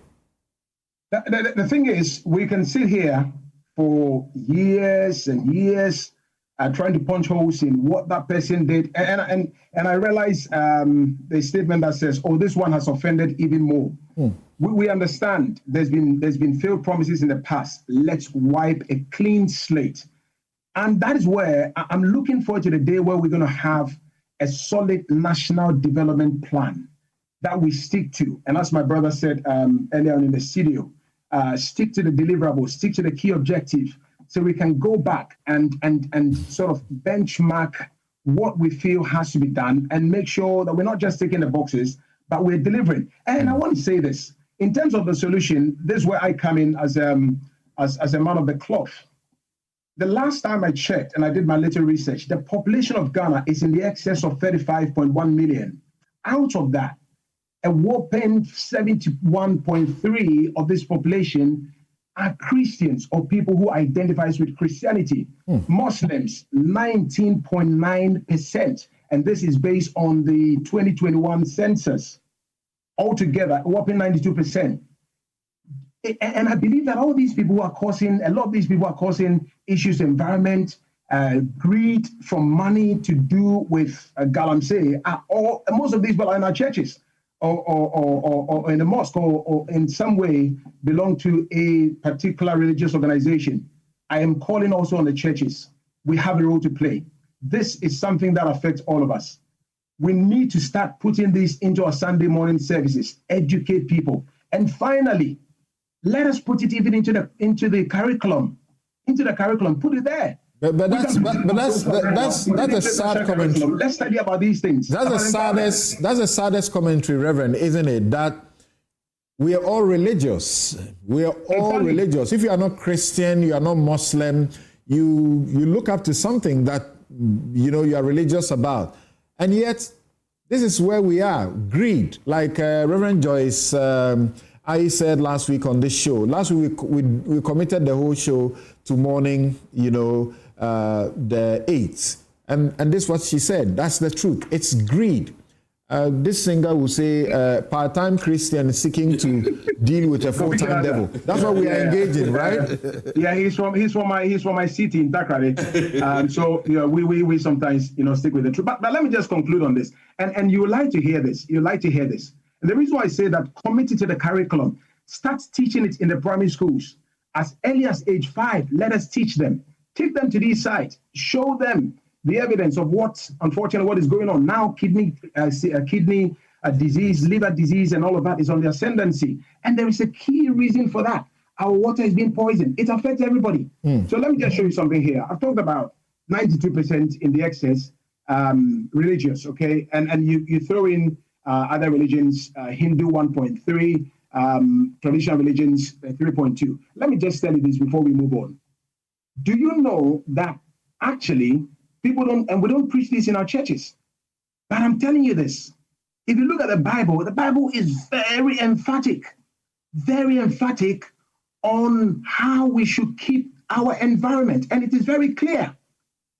If you look at Genesis, God created man. God put man in charge of it. Genesis chapter 2, verse 15, he says, keep the earth, be fruitful and multiply. Genesis chapter 1, verse 26.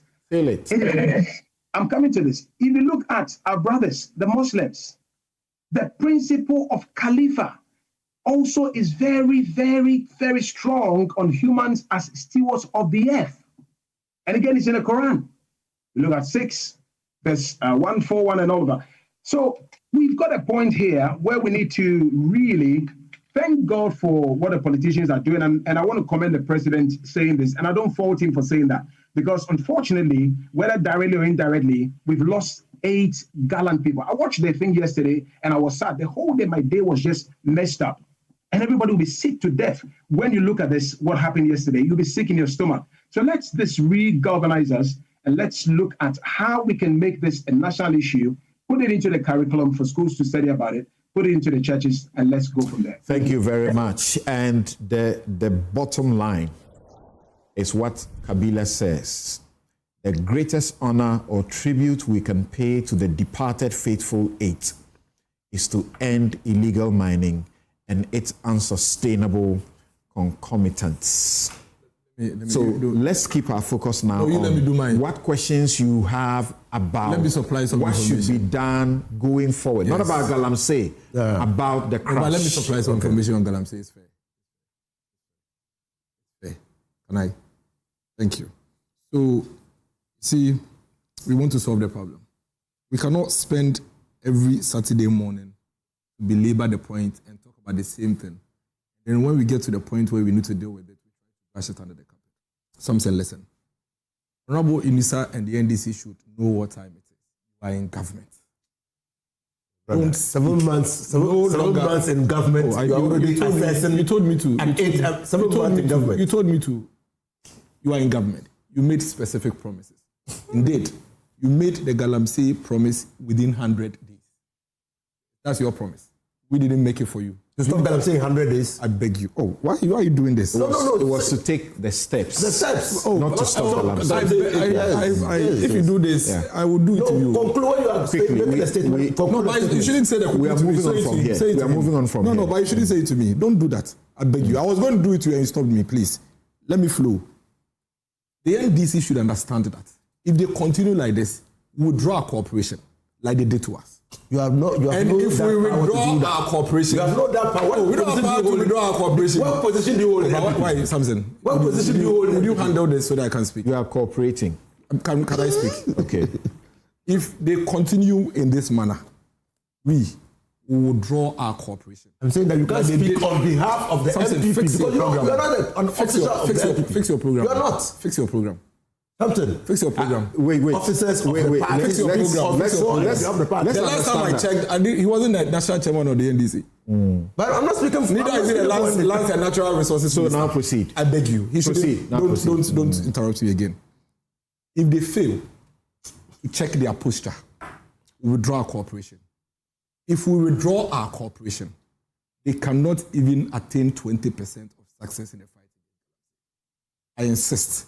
The real criminals. But you're also in this country. I'm just making the Galamsey is killing Ghanaians. It's killing all of us. When they were can you just withdraw your cooperation from fighting Galamsey? Yes, and I'll tell you why. Can you imagine? The NDC Chief Executive Officer of Gold Board, who is now today leading Gold Board, sat on Metro TV and said that nobody should ask them, the NDC, to make any input whatsoever in the fight against Galamsey because they are not in government. And that nobody has voted for them. Some said, listen, don't interrupt me. If you do that, I came all the way from Akotiawo just for this morning, I beg you. Now, the point I'm making here is this. These guys should take us seriously.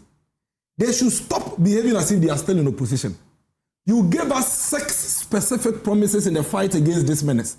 You are struggling. You are unable to do them. Even the 3 that you promised you would deliver in 100 days, you haven't been able to do it. The low-hanging fruits, which include repeal of a law, which you have absolute majority in parliament, you haven't been able to do it. And instead of you toning down, showing respect to everybody. Is this the point you're going to make? No, so that we can all cooperate. I need you to do that quickly. Now, when we were you understand, right? So you understand. But you cannot continue to interrupt me. Nana Edusipoku says that you cannot continue to interrupt me and not allow me to speak. Mpanyinfoɔ say sɛ ɔkɔnfo bɔne se kuro bɛbɔ a ɔte mu bi. Can I now proceed? That's why I am sending caution. But I would. That's a very bad. Now let me go on to make my point. Let me make my substantive point. Very bad point. I have in my hands a report that Honorable Dambuchi commissioned when we were in the local government. I was at the IMCC then. We led the study. Yes. In this country, there are 74 districts with illegal mining. 74. We have 261. Out of the 261, 74 has illegal mining. In the 74 districts, there are 522 communities with illegal mining.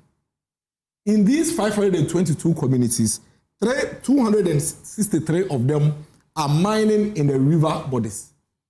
307 of them are actually on land, like I mentioned the Osino scenario where they are doing it in the market and what have you.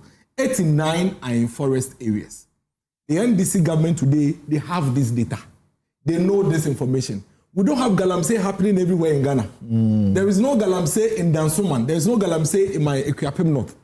The communities with Galamsey are listed here. Some said if I pick Adansi Asokwa, the list is here. Brofi Yodru, Old Atatem, New Atatem, they introduced the water guards also to help fight this. Now, if you have this data and you have this information, you don't come and sit on TV and reference Nana Danko Akufo-Addo, who has been voted out of office and is on retirement, when you are challenged and faced with an existential threat to our survival. It is the most disrespect and insult to the people of this country. And I think that it's high time that they realize that they are in government and speak as people. So this is what I'm going to do. This is what I'm going to do. Thank you. So this is what I'm going to do. As I did ask you, I want you to move away from Galamsey. And we are doing this in the next 10 minutes because we need to move on. Tell me briefly what issues concern you are nagging that you want to be addressed after the crash. Yes, so the issues clearly were captured in what the president said yesterday, that no matter how you look at this, simply doesn't make sense. Why doesn't it make sense? The aircraft left Accra for Obuasi. The military said it fell below, or it flew below the radar at a point. What did they do? Did they scramble another helicopter to go along that route to see what was happening? Or what did they do? The fact that we now know that the pilot was an experienced pilot, very trained, very experienced and trained pilot, skillful. The best hands you can have. So clearly, how was it as a result of pilot error? Or what was it? Or a foreign object hitting the aircraft? Why, during the redundancies, and I've been reading on aircrafts, they have backups, and the backups have backups, because it's very risky to fly in there. Yeah. So, what did this aircraft, Z9, did it have backups? And where it fell was only how many minutes to the landing point where it was supposed to land? So why? I mean, and we've had reports that there are difficulty in London. What was the difficulty? That is why we cannot bring this matter to a closure until the experts look at the black box.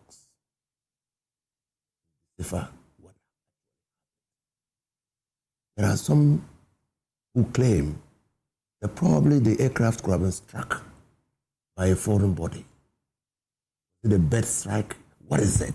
We understand that is almost impossible. Wow, well, so you see, but people still unless it's an artillery striking, you can't. Very well. So what is it? How did the aircraft come down where it came down? And I've been thinking, when I was not in the country when the thing happened. And so when I was flying back, I went to a tracking device on the aircraft. And then the Malaysia MH270 got lost, and after now they are still finding it. And my understanding of tracking is that that tracking device can be replicated on the ground.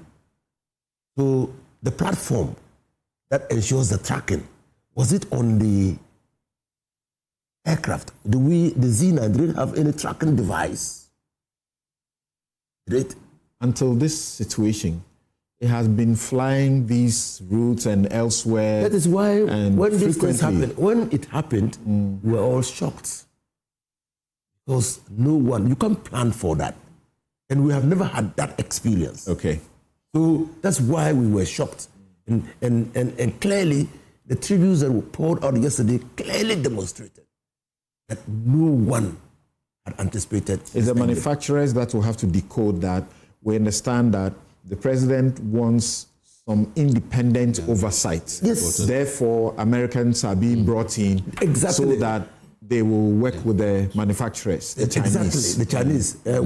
How that will work out, I don't know, because again, because the original equipment manufacturer will want to keep certain things secret because of what they are the manufacturers. Right. Immediately you open it up, the technology and everything now gets exposed. But it is important that we have an independent third party supervising all this. Okay, thank you. Yes, Dennis. As I'm saying, I mean, this sad situation, it's always difficult to what we could have done. My father, Farid Uncle, always says that with the benefit of hindsight, everybody is wise. I still think it's an accident. Because we should investigate. I don't think we should continue to belabor and try to constantly run various conspiracy theories and scenarios around. Only God knows how many times I've sat in the helicopter. Only God knows. You know when you're in the local government sector, because you have to crisscross. You know, often we forget that you were actually behaving like provide some headship within the local government sector. Yes. So you would have, all the time, because usually if you have to go to the country, usually if you have to go to a T region, because of the distance, sometimes you save yourself the stress of long hours of travel in and out. Right. So you have to go with the chopper and come back. So sometimes you can even go with the chopper, have a program in OT, and come back and have other functions in Accra. Only God knows how many times I have sat in that helicopter. God knows best, to be very honest. We've seen people have accidents even on the Legon, University of Ghana, Okongulu area, and die. I'm sure you wonder, how can anybody have an accident at Okongulu and die? Where the speed is not so much. Yeah. It's an intersection. People are supposed to do that. So for me, accidents do happen. In as much as we'll have to investigate and understand it, I think we need to also admit that accidents do happen. If you don't take care, you'll be running so many commentaries that are purely based on assumptions and things that you cannot put a finger on. And we must mention that the New Patriotic Party has done something that is getting a lot of applause for.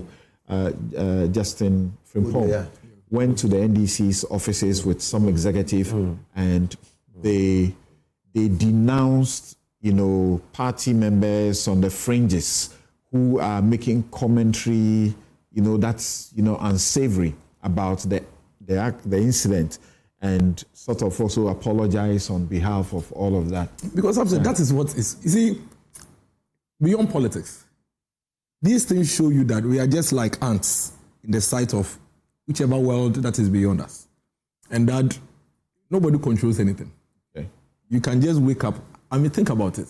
I'm sure Edward and Mutala probably told their families at home that I'll see you at 7 p.m. or 8 p.m. Right. And even like the ministers always do, even by the time they were moving from the Air Force Base, they probably had other appointments at 4 p.m., 6 p.m. Yeah. And it's possible they were even just waiting for them in the office that they are going and coming back pretty soon. Yeah. And then you are in a helicopter that is coming on a free fall. I always imagine the kind of conversation, panic. I'm sure some may even die before the thing comes to the ground. Because the fear, and all of that. So I really think that it has happened. There are professionals. To my MPP brothers and friends, we cannot retaliate. I've seen people share videos of what some NDC people did in the past, those who were wishing Akufo-Addo dead, some NDC functionaries singing for Akufo-Addo to die, radio presenters who were saying that there are some crashes happening elsewhere and they don't know why Akufo-Addo was not in the crash. I think that this is humanity. Let's forgive. Let's forget whatever it is that they did in the past against MPP functionaries. It doesn't matter. We are human first. And let's pray for the souls of our dear brothers who have lost their lives in such tragic, devastating way that I don't wish it on my worst enemy, no matter how much he hurts me. All right, so thank you. We can move on. As for the ugly partisanship and sometimes the way it's so base, and I remember on the Tema motorway when I had the accident, that almost killed me. I'm here because of God. And some party people put up messages and said they wish, I had died. It's the NDC boys. Yeah. NDC boys. It's serious. NDC boys. Yes. NDC boys. No, let me make a quick tribute to Dr. Amani, because I, particularly for last year, worked with him very closely, trying to deal with some of the slavery, violence, accompanied the elections. You have to say, he's definitely one of the good ones. I would, really committed to his country and was very, very, very committed and making sure the elections came out peacefully. So I still feel numb when I think about passing and the fact that there's no body, and so it really makes it. Sometimes you're not sure if it's actually happened. But there are three things. We are not good at learning lessons from tragedy and disaster in this country. we keep repeating the same things. One of the first things is that we really don't have a good system for educating our citizens, even our leaders, or training them, orienting them about how you deal with accidents, incidents. I mean, sometimes even accidents happen and people are just going to carry the, somebody could have like a broken bone or whatever. They would just, grab them anyhow. So normally you get it through your school system. You're not getting it from there. If NCC was doing more, maybe you get it from there. So we have to ask ourselves, how do we create a mechanism for picking up this kind of knowledge? When an accident or an incident like that happens, when you go there, what exactly are you supposed to do as a citizen? I don't think even our DCEs and so on have that about emergencies and so on and so forth. They are supposed to be heading the municipal security and so on. But what kind of orientation do they get from, say, NADMO and so on, that when these things happen, when you go? So I think there's that we have to deal with. Then, of course, the issues about aircraft, its maintenance, its procurement, and all of those things that ensure the highest levels of safety. Because the political class just have to ask themselves, they are the most proximate to a bad sort of safety culture in the state. If they don't fix it, they will die if that is not happening. And then what has come up, which I think is something we also have to look at, is basically the armed forces, the state of the equipment that is available for them. And I think maybe in all of this post-event, we need to look at that as well. It's not obviously for public, but it is something that we need to pay attention to. All right. So, Reverend, what would you say briefly about this? What's on your mind? What we need to do going forward after the crash? Once again, our commiserations with government, with the families of the bereaved, and they continue to be in our prayer and our thoughts. Very sad. I watched everything from day one, again, how we handle things. But to be fair to those in charge and the likes of the Ashanti Regional Minister, the way he conducted himself, people like that we need to mention for commendation. I believe that under the circumstances, what they could organize at the time they did. But I'd like to add my voice to what my brothers have said already in the studio, that we need strong education on how we deal with incidents, not only incidents of this sort, but even road accidents. And again, it goes down to education. One of the things that I think we could be doing very well with all our institutions, education institutions, especially when you get to the university. I remember back in the day, UCC, when I did my first degree, we used to have those AfroStat and some of those other nice programs you do at level 100 or level 200. We could add things like first aid. Okay, first aid has to be something that we have to roll it out across schools, across institutions, across various organizations. How do we handle these things? And even within our townships, our villages, we can break it down to their level so that anything happens, somebody collapses, somebody is about to deliver, there's no way they can get a person to the nearest clinic. How do we deal with these things?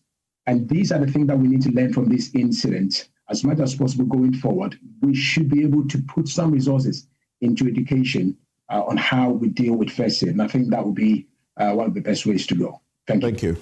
Thank you very much. So we take a break. We'll be right back. When we do, we'll quickly try to understand what the prophecy review protocol will be and what will be the purpose, really.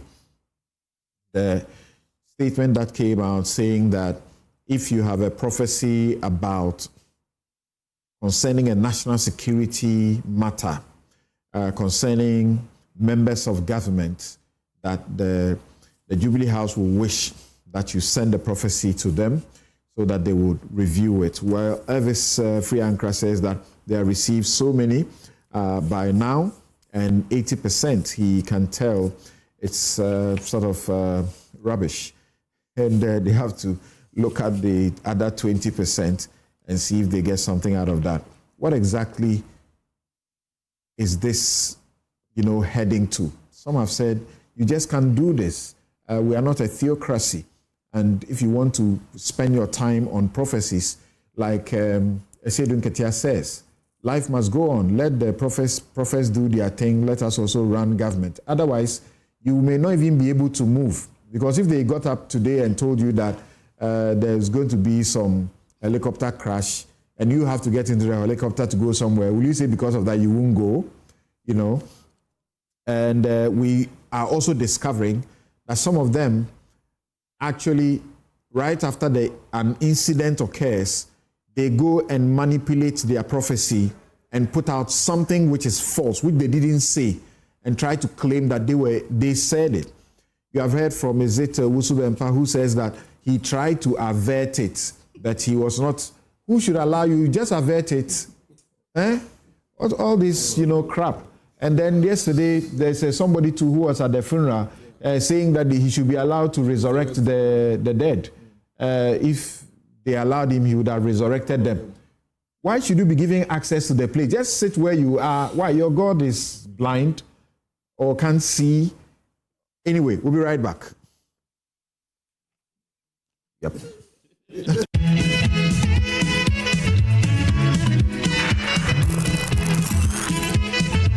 Having gone to Translight Solar, really, it's been one wonderful experience. Since the system was installed in my house, my daytime could be somewhere around 20 cedis. And so I've seen a marked reduction in my bills. And because of that, I am not paying as much as I used to do when I was relying solely on the national grid. My house has now become the city on the hill. With this current doomsaw, anytime my area is off, my house is well lit. Everything is on point. And I can get as much as 13 to 14 hours with my ACs and everything working perfectly well. So I can say, as for Translight, they are the truth, the way, and the light. You have to speak to Translight today.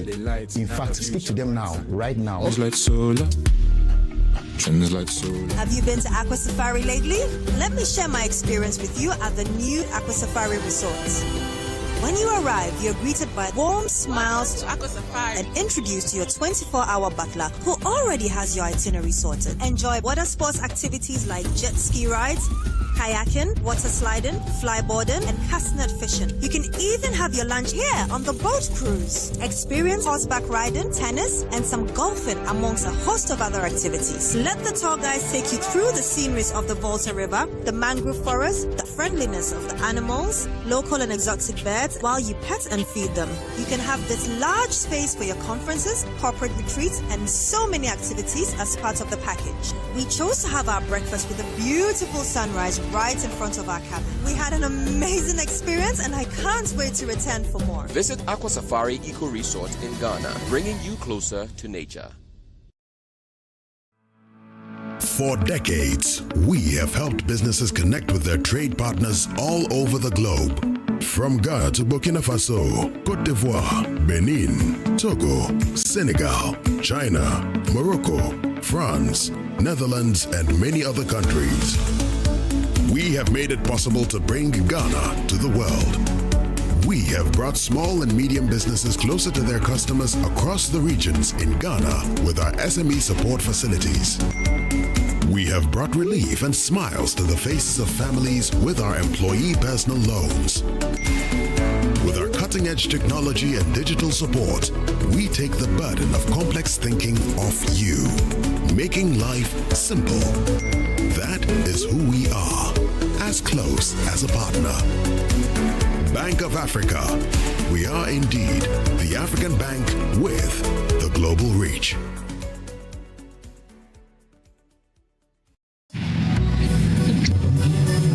So, Charlie, the deal there, I almost get her.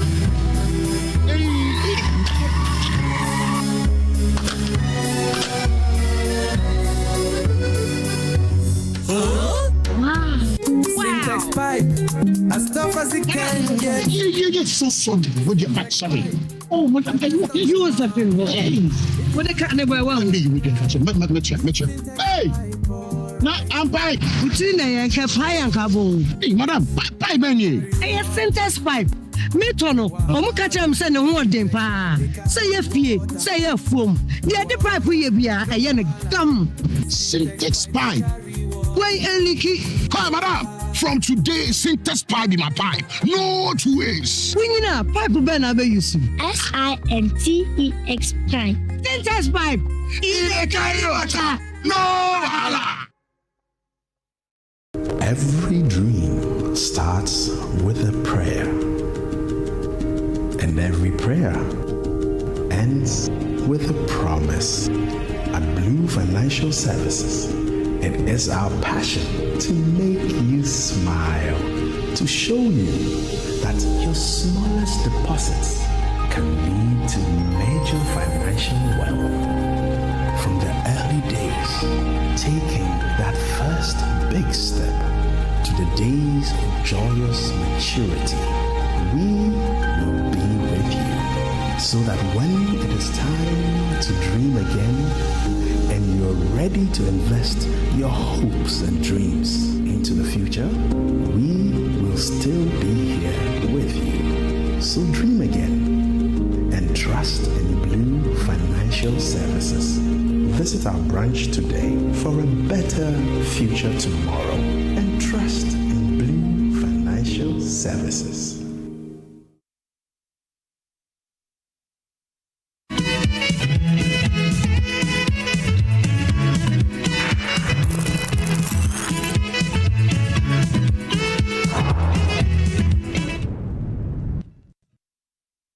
You have a prophecy for me?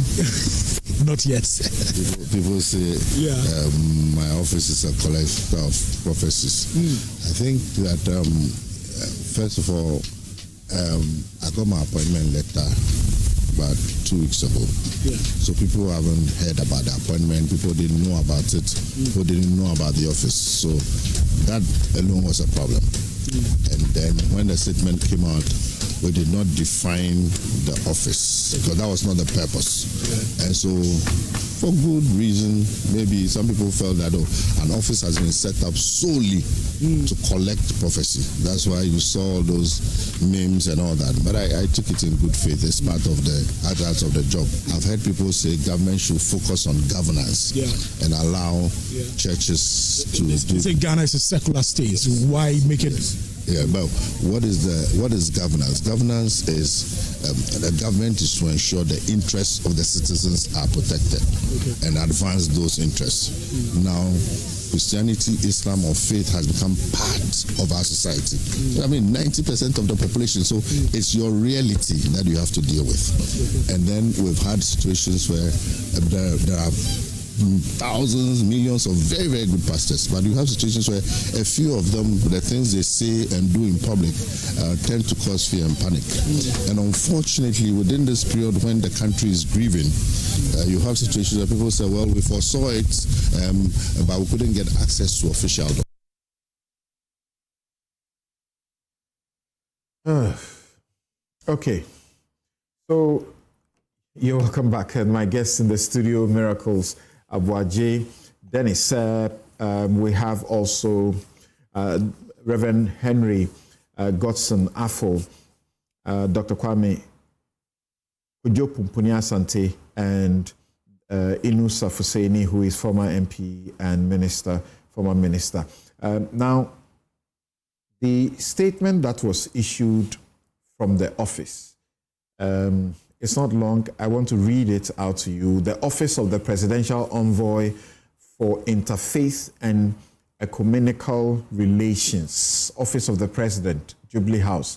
And the statement is dated the 10th of August, 2025. And it is directed to all ecumenical heads. And it says, Dear esteemed leaders in Christ, headed, Strengthening Spiritual Partnership for National Direction and Healing. Greetings of peace and grace from the Office of the Presidential Envoy for Interfaith and Economical Relations. On behalf of the President of the Republic of Ghana, His Excellency John Dramani Mahama, and the Office of the Presidential Envoy, I extend heartfelt appreciations to you and your various denominations for your unwavering spiritual support, intercessory prayers, and sustained leadership in promoting peace, moral integrity, and national unity. Your role in Ghana's spiritual and civic life remains indispensable. As part of strengthening national coordination on spiritual matters, especially in these times of uncertainty and complexity, we kindly encourage you, those of you who have been misreporting what the statement is about, as if it's an edict that everybody must obey. If you don't obey, you are in trouble. It says, we kindly encourage you to inform all prophets, men and women of God, under your oversight, that any prophecy or spiritual insight of a national nature, it's not about anything about somebody is going to have twins and the rest that they do all the time, about somebody's mother is a witch or somebody, their mothers never kill them until they meet these prophets. Now, so it's oversight that any prophecy or spiritual insight of a national nature, especially those with implications for high-profile political leaders, governance, national security, or public stability, should be formally relayed to the Office of the Presidential Envoy for urgent review and appropriate escalation. This is in the spirit of responsibility, discernment, and stewardship over the nation's destiny. Furthermore, in the light of the tragic accident that occurred recently, which claimed lives and involved government officials, military personnel, and NDC party executives, we humbly request your intense prayers for the president, for the government, state institutions, the bereaved family, and so on and so forth. It was signed by the envoy, Elvis Afriankra. So, Rev, what do you make about the public outcry that this was needless and the state doesn't have to get involved in all of this? After he issued it, one of those who is said to have made a prophecy about this particular incident, and people are so gullible. Just listen to that prophecy. It has nothing about this. Listen to it clearly. All the caveats are there, and the ifs and all, they are all there. If it didn't happen, we'll say, well, I didn't say it will happen. Now, one of them said they need transportation. They should actually be giving vehicles, and some of them should be appointed into that particular office. What do you say? Thank you very much, my brother. I would like to start off by saying that prophecy in scripture is well situated and very clear. The role of the prophet in the Bible in the times of old has been spelled out very clearly, again, from scripture.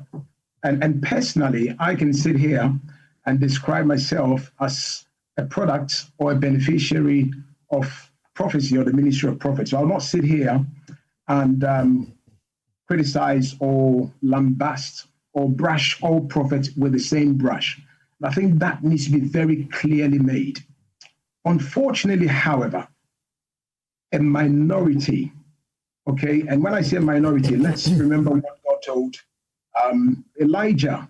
So Elijah, as we know it, major prophet of God. So if you read about Elijah from the book of 1 Kings, from chapter 19, you can see some of these things that I'm talking about there. But at a point, he felt that he was the only prophet. God says, no, I've reserved for myself more prophet than he ever thought. So when you look at it, God always has more in the thousands, 7,000, all of that.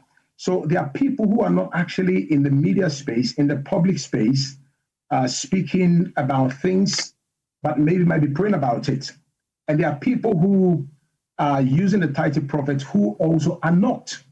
And there are some who are not even using the title who are. But let's go back to what I said before, a little bit of statistics.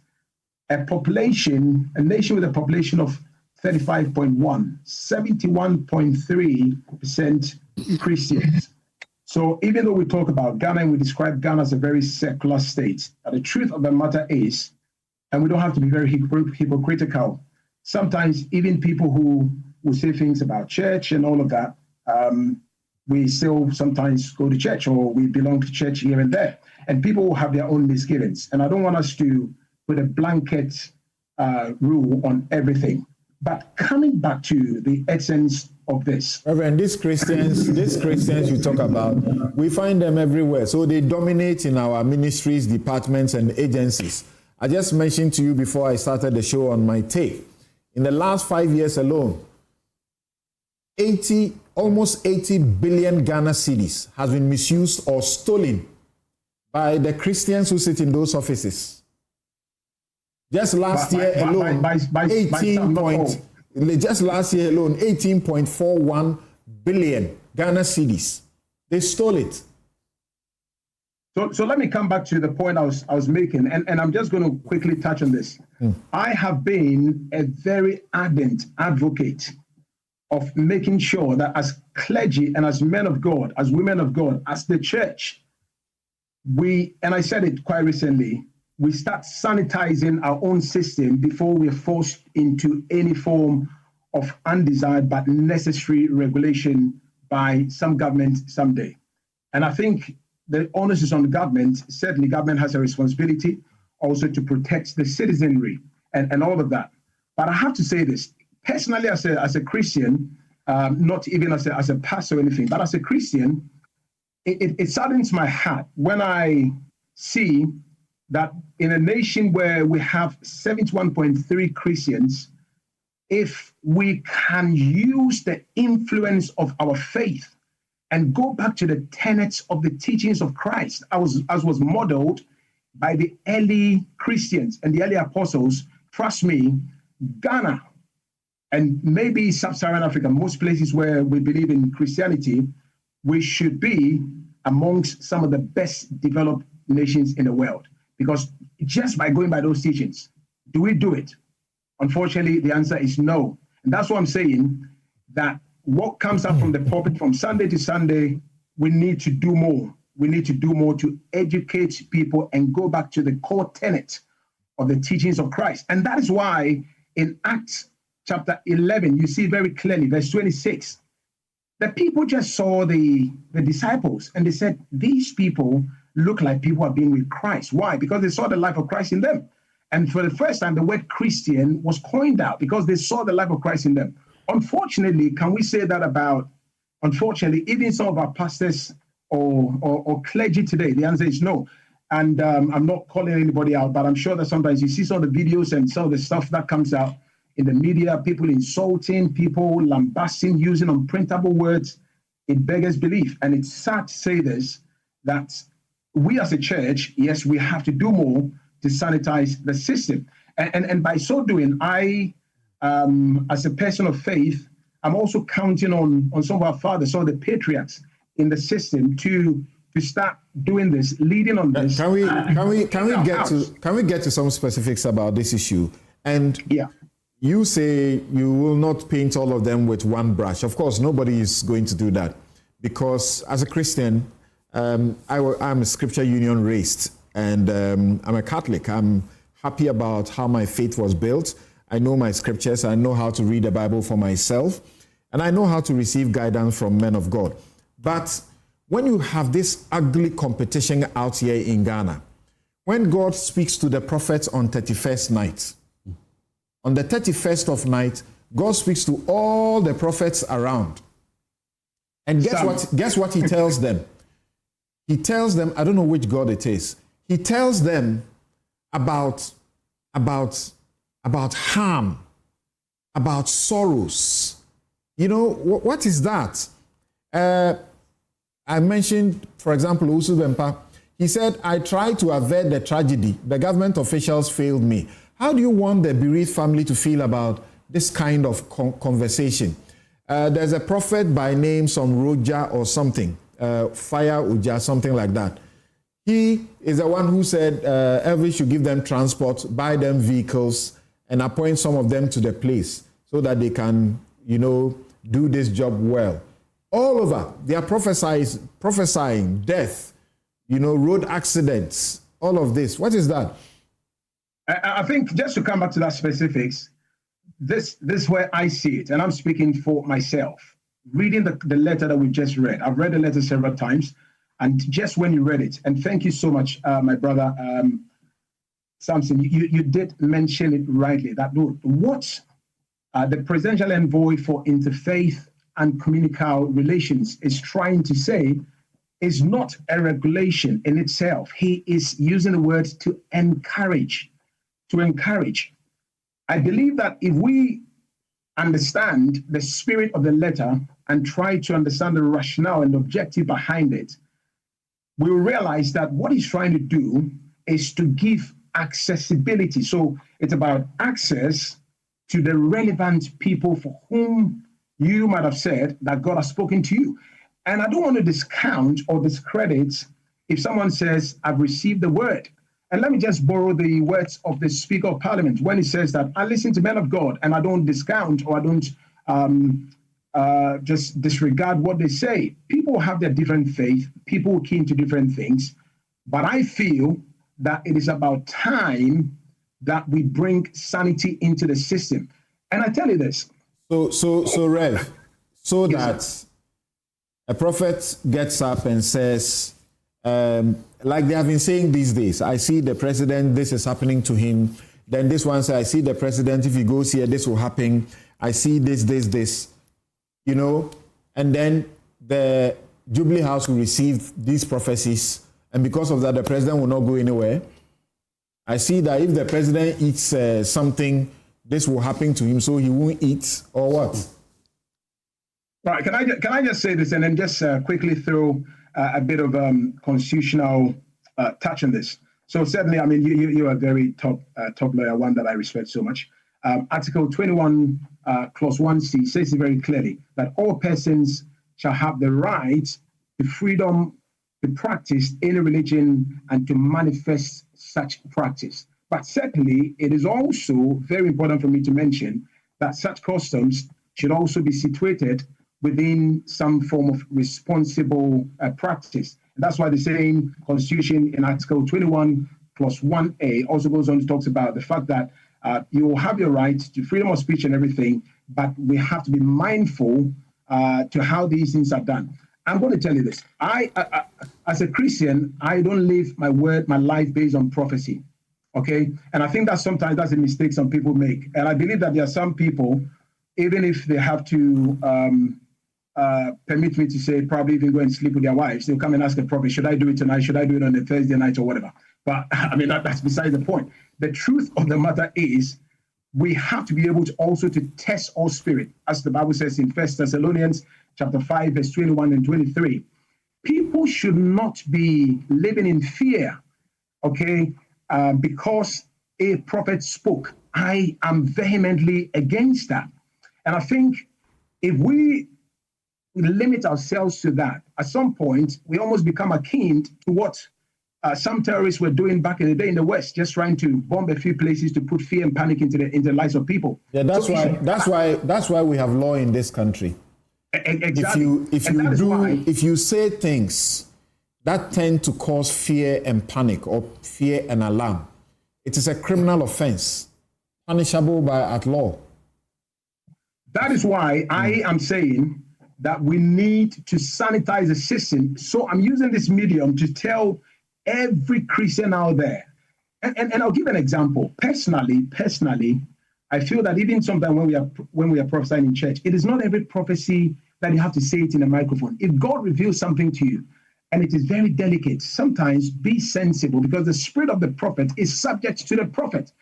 Be sensible, take the microphone off and tell the person, because what we are doing at some point, I'm going to be very honest with you, and I'm talking as someone who is very reflective in my practice. I think a lot of our people don't reflect. We're not reflective practitioners. Maybe we saw some prophet doing 25 years ago, and that's how we were raised, and we're all doing it. But who has sat down to say, why do we even do what we do this way? Why do we call out these things? What is the efficacy? I mean, I've seen prophets who call out the kind of pants people are wearing. How does that add to national development? How does that add value to the life of the person? So you clearly admit that. So there are things in there. You clearly admit that there's a lot of confusion in this, right? The way they go about what they do. Certainly. And that's what I'm saying. And the God whom they serve, by the Bible they show us, it's not the author of confusion, right? God is not an author of confusion, but also, you see, sometimes it's about people carrying out the right exegesis. And I'm saying this because I think Look, I've got a PhD in education. All right, I've schooled myself. So when I'm sitting here talking, at least I'm not chatting gibberish.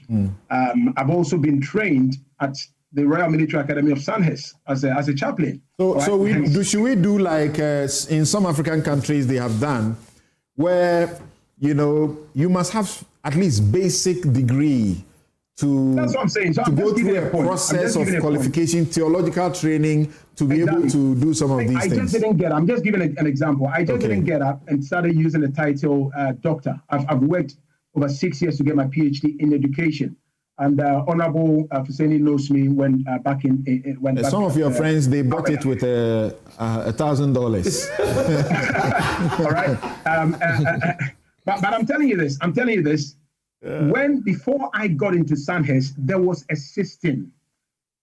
As a chaplain, I had to submit myself to the sermon. I went for an interview. It was a 12-member board. Before I went through what we call AOSP, Army Officer Selection Board. Before I got my approval to go and study at Sandhurst, before I earned the rank equivalent or whatever of a captain, what we call ourselves padre. But why is it that when it comes to the church, it's like anything goes? And meanwhile, this is something that affects us so mightily. And I'm bringing it back to the point. That is why I think, I'm not MDC, I'm not MPP. I think we should commend this initiative by the Presidential Envoy for Interfaith and Ecumenical Relation. It's a very powerful thing. And commend the President for allowing this discourse to start happening. Okay. And if at some point, please, sir, if at some point we can have this discourse and then we begin to interrogate our practice, reflect on it, I'm sure that you have men of God even starting to call for licentiating or giving some kind of a certification. Right. Thank you. Hold on that note for us. Doc, he called for it and says he has received so many inundated, and he says 80% of that is rubbish, so to speak. What do you say? Is this sustainable? Is this what we should be doing? No. I think it's not the role that the state envisaged in respect of faith and religion. I don't think this is a proper relationship that I'll explain further on that. And I don't think it's a good use of the taxpayers' money. They are causing a lot of confusion, so particularly 31st night. So he's giving them a channel where you can sanitize the process. Instead of they staying out there and saying, this one is going to do this, there's going to be an accident and so on and so forth. They will reach out to the right person. It will be counterproductive at the end. For me, that's what I think. Tell us why. So, first of all, let's get this false prophecy out of the way, which is that if any of these things was inspired by the claims that the president's death was averted because he was not on the helicopter and so on and so forth. From all the narration we know, even if the president stayed or went on any airplane, he would have been in Côte d'Ivoire, as far as we know. So all people claiming that, since he didn't go anywhere, that's why, No, but the logic in it. Ask the logic. What kind of God is that? God loves the president. Doesn't love the other. So that's the perversion of that is you don't even want to get there. But like if this was what is inspiring people to say, we averted a disaster in terms of the president, and therefore we need to do A, B, C, D. First of all, that is false. So we don't need to go there. As for the prophecy issue, remember Dan Parry even issuing dictates about all of that. So it's been going on for a long time. So what I meant by, for me, I think Ghana is blessed in terms of its interfaith institutions and arrangements. And if you look across both society and the state, there's so much that we have all benefited from the way we've organized religion. We don't get religious conflict, like many other countries get it, because there is very good relationship amongst religious groups and faiths, but also with the state. But often when you say these things, people say, oh, well, Ghana is 70 whatever, 90 whatever religions. So if the state is making these like the cathedral and other things, then it's all fine. I think sometimes we misconceive the whole idea about when we say Ghana should be a secular state. When you say that it should be a secular, it's not the absence of religion. It is the equal treatment of all religious faith. You should treat everybody equally because the Constitution accepts that people have different faiths. And so whatever relations you are going to, you don't discriminate against anybody. It's not necessarily that you treat certainly the religion from the state, because we don't do it. I mean, we do prayers, we do all kinds of things. So for me, because our lived experience tells us that people are abusing religion and faith, all kinds of things. It is on our televisions every single day. Some of the things that when you sit and just go through Ghana television, and somebody has been given a license to, and they are sitting there proclaiming all kinds of things. Somebody is doubling money. Somebody is doing this. Somebody One of them just that. got in jail. Yeah, and it's like all over the place. So when you have a problem like that, first of all, the issues about accreditation and regulation and all those things has to be where we have been talking about it. In the past, it was about taxation and all of those things, because also people are actually selling products, religious products, on telly every single day. So there's a lot of abuse. So if you enter this space and you say, oh, okay, now we are going to sanitize it and give it presidential endorsement, so that now you channel, if there are 10 prophets, 1,000 prophets now, by the time there will be 2,000. Because what does it do? It is basically to incentivize charlatan, because there's no punishment for false prophecy. If it's useless, it will be just thrown away. But it gives you some sort of reputation, particularly if you're looking for power, access, notoriety, and all of those things. So I thought, for me, I don't see the value in it. There are very good structures. I mean, as Reverend has said, there's been a talk for a long time about what can be done around regulation of these kinds of things, accreditation, maybe training, all kinds of things. But the institution itself doing some self-regulation, so that, like what we have done with chieftaincy, faith has its own traditions. Pastors, it has its own traditions.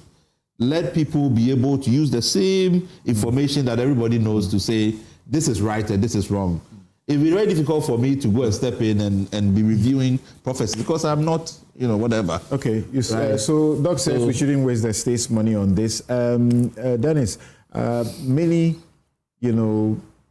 respected clergymen, we have heard from Cardinal Texan, Joseph Osei-Bonsu, among others. Reverend Osei-Bonsu says, most Reverend Joseph Osei-Bonsu says that if God has revealed something to you, find the right way to go about it.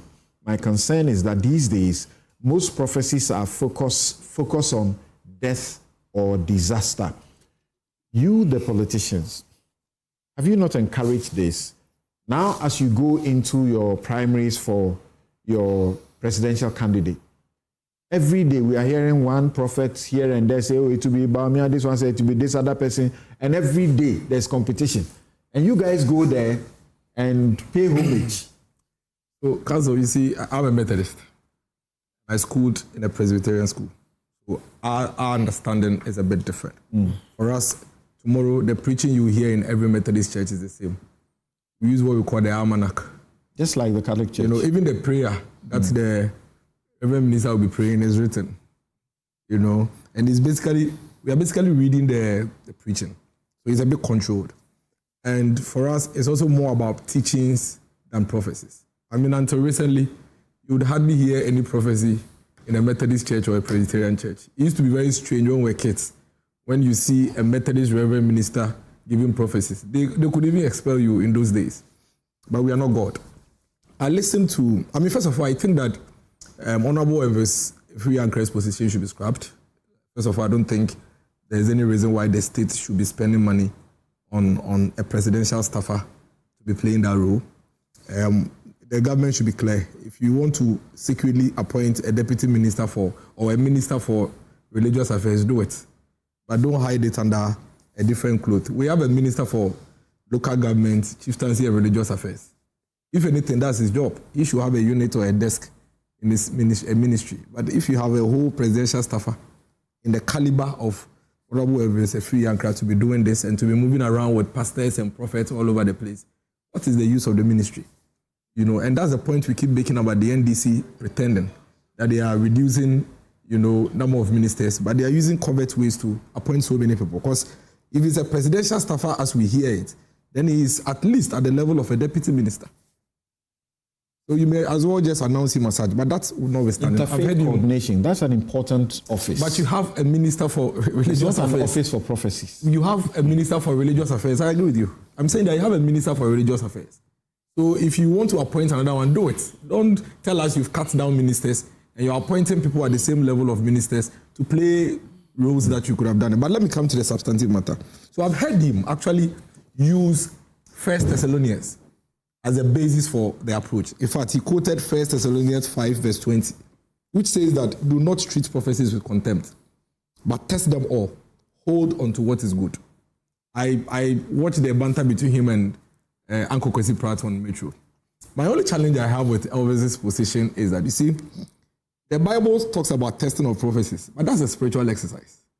It is not a carnal exercise. He's an intercessor, you know that. It's a spiritual exercise. Now, in this exercise of spirituality, you can reference 1 John 4 verse 1. It's not a governmental function.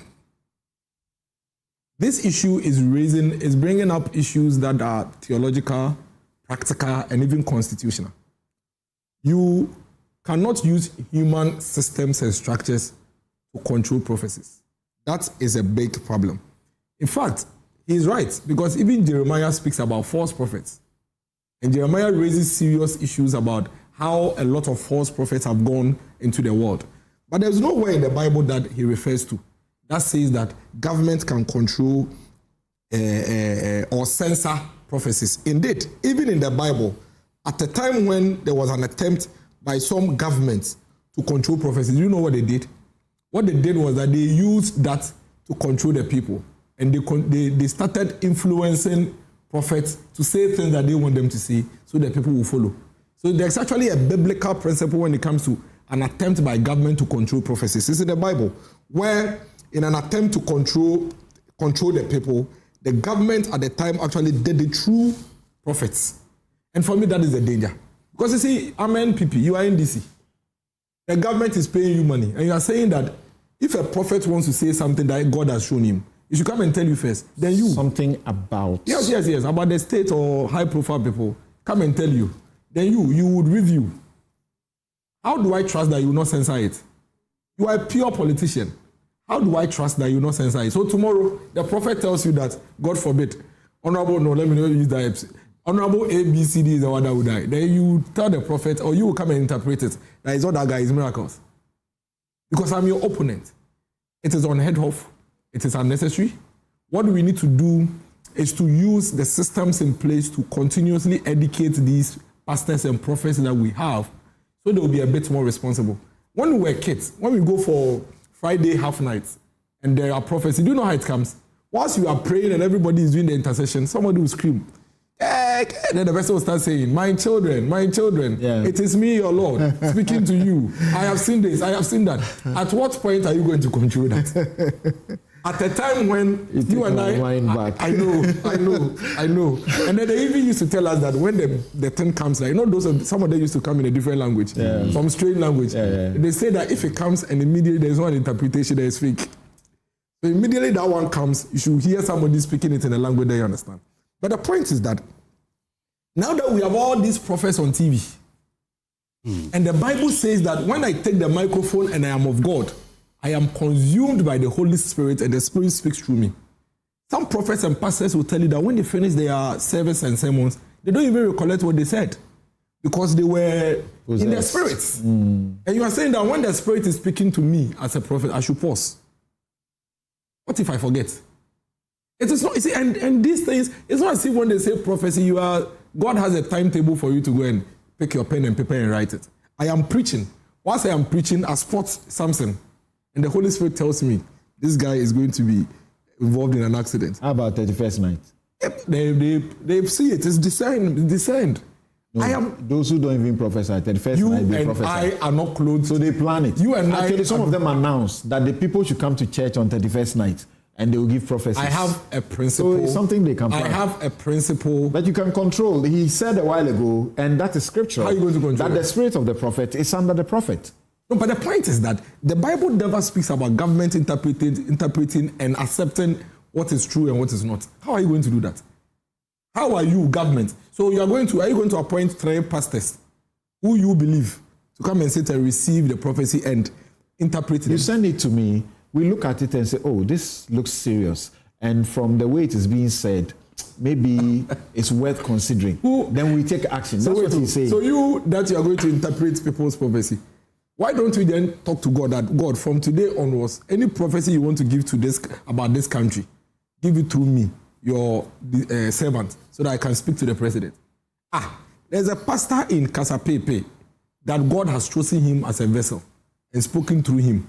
You are saying that pastor should come and subject his prophecy to Samson, whom you trust and believe as the man of God, to interpret the Kasapepe. Are you the one now censoring who God should call and who God shouldn't call? I think that, first of all, it's not practical. You know it's not going to work. I was watching one prophet yesterday, and he says that he doesn't even know why they are doing it, because the number of prophecies that they are going to send to the presidency, they cannot control. He said it. He said that the number of prophecies that they are going to send to the presidency, they will not even have space to receive it. Now, if you have 1,000 prophets sending you messages every day, or sending you prophecies every day, how are you going to even catch up? Even as politicians, as I sit here, there is no day that passes without me receiving one prophecy or the other about me. There is no day. Every day I'll have a pastor send me a message, and all of them will tell you it's emergency, it's serious. It is just by the grace of God. Because the sort of things they call us and tell us something, the sort of messages we receive every day about what God has told people about us, that will happen to us. If we don't take care, we can't even sleep. If you don't take care, you cannot even sleep. Like they see, basically, I'll be on TV. As I leave here, somebody will send me. Whilst we were speaking, I saw a yellow star on your forehead, and I could see that. Every day I get it.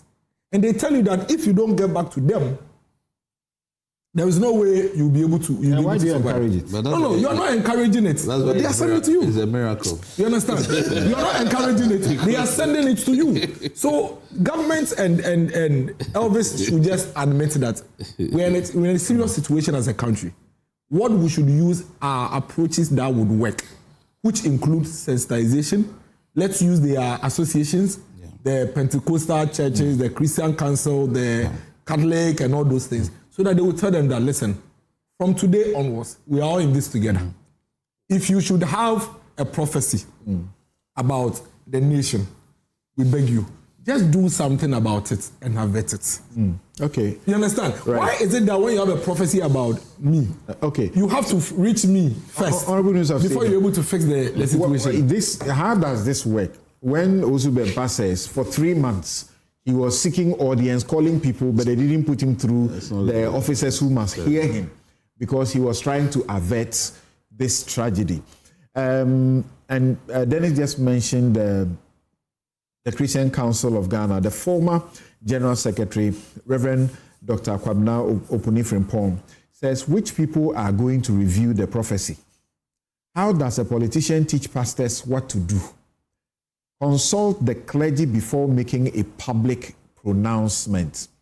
And of course, this subject is not new, but it is the invitation by the presidency or the encouragement that is bringing it up. I remember hosting the very Reverend Professor Asamoah Jedu, who is the presiding bishop of the Methodist Church. People who are knowledgeable, on these matters, and they decry the way it is being done. It's been there. It's been there. Samson, you see, the way the issuing of prophecies paints God as a terrible creature. Why will, like Owusu Bempa has said, why will God choose to just annihilate people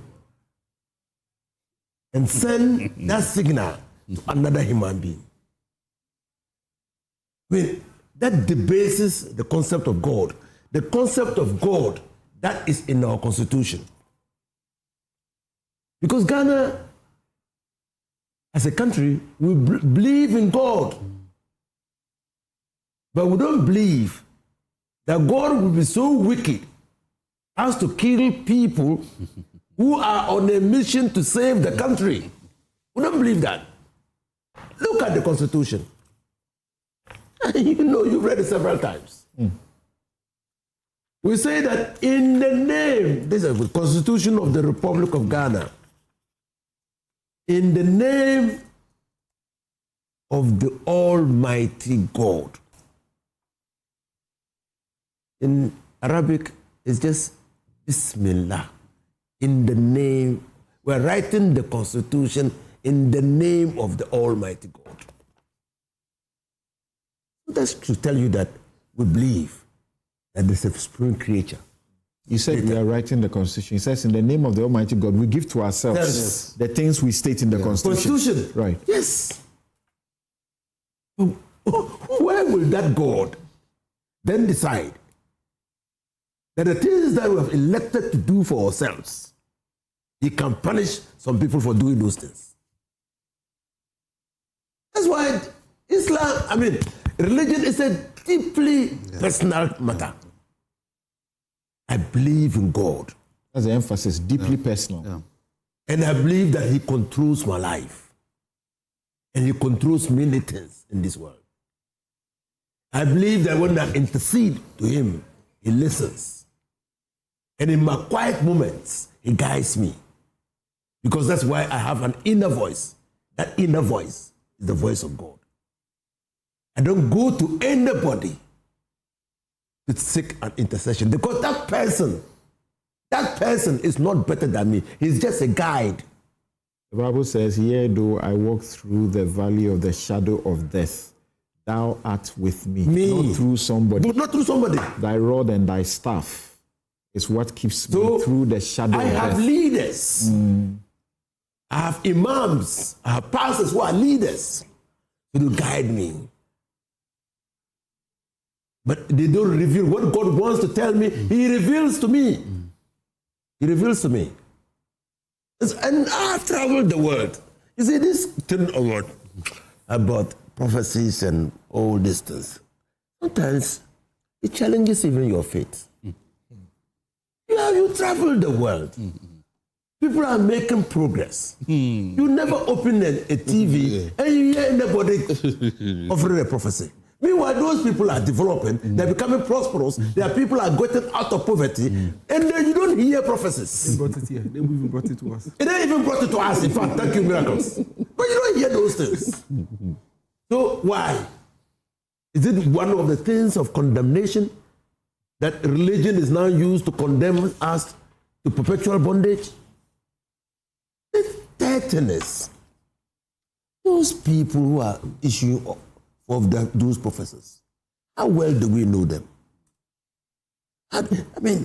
Prophets of old, you read the Bible.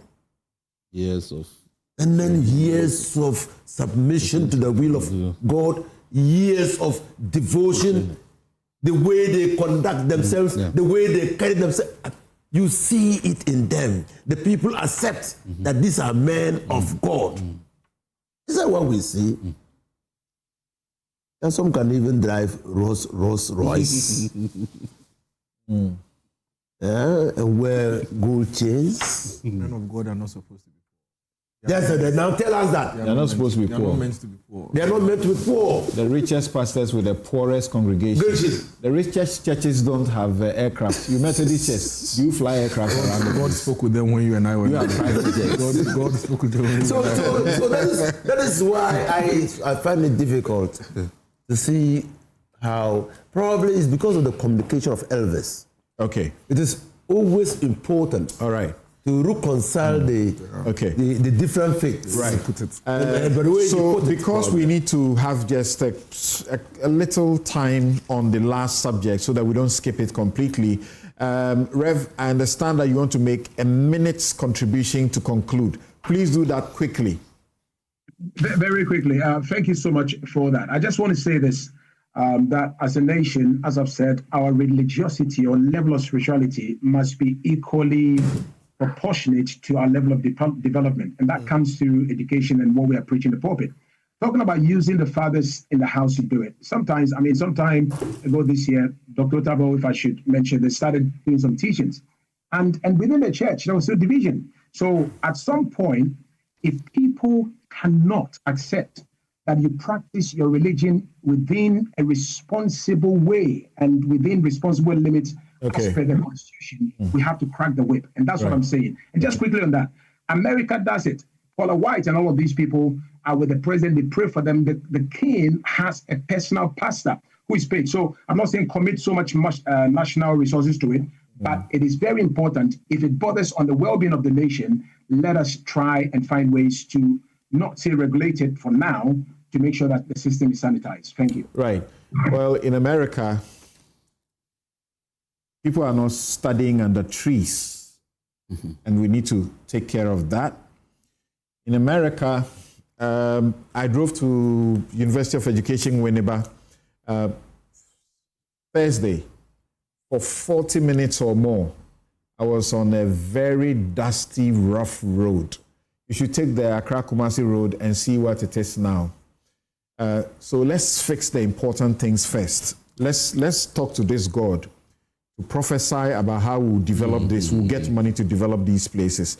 So quickly, about the issues that have come up as a result of this crash and people making those comments, being arrested, and the NPP has issues with some of them.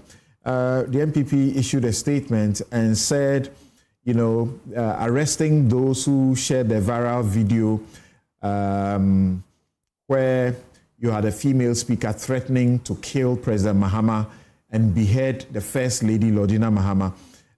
There are Prince Ofori, known as Fanti Comedy, Yayira Abewu, Akosia Jollof, that's other alias. I have Emmanuel Kwache. They were doing those things and have been arrested. And then we have Daniel Adomako, Sir Obama Pokwase, who shared footages of pictures of what he said were guns that can only be available to the police but are in private hands and they are being picked up. The police said the arrests are linked to intelligence-led operations against illegal arms network, probing images and videos of individuals brandishing sophisticated weapons. MPP says, we are shocked that a serious establishment like the Ghana Police Service will waste resources to arrest and detain young citizens who, out of exuberance, made comments deemed unsuitable for the moment. These social media activists, like all of us, acknowledge the grief that has gripped the nation and have no actionable ability to cause any harm, nor intend to do so, except for their comment, which, however unsavory, are opinions they are entitled to. We need not remind the Ghana police that freedom of speech is guaranteed in the country for all citizens and that the partisan approach being adopted by the current security system of the state is very worrisome. The Ghana Police Service should not be a whim for the executive. Your motto is service with integrity. So we ask you, where is the integrity you speak of? So they ended by saying they strongly condemn the arrests. Doc. Well, first of all, freedom of speech, and I think Honorable mentioned Article 21 and all the freedoms under Chapter 5 are all limited.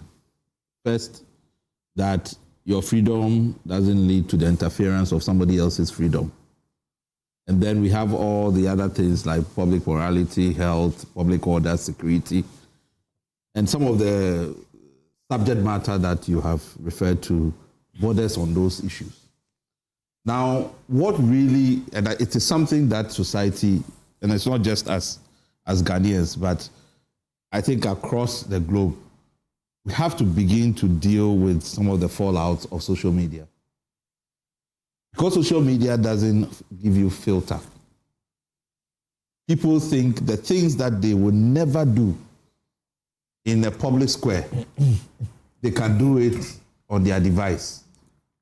So if, somebody was brandishing a knife, in the public square or ammunition or whatever, there will be all kinds of commotion.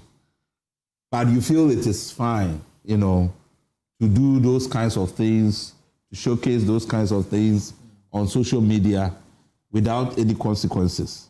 That you can, share, encourage, even a subtle endorsement of very terrible things. Sometimes some of the videos, I cannot even watch it, the kinds of things people are saying.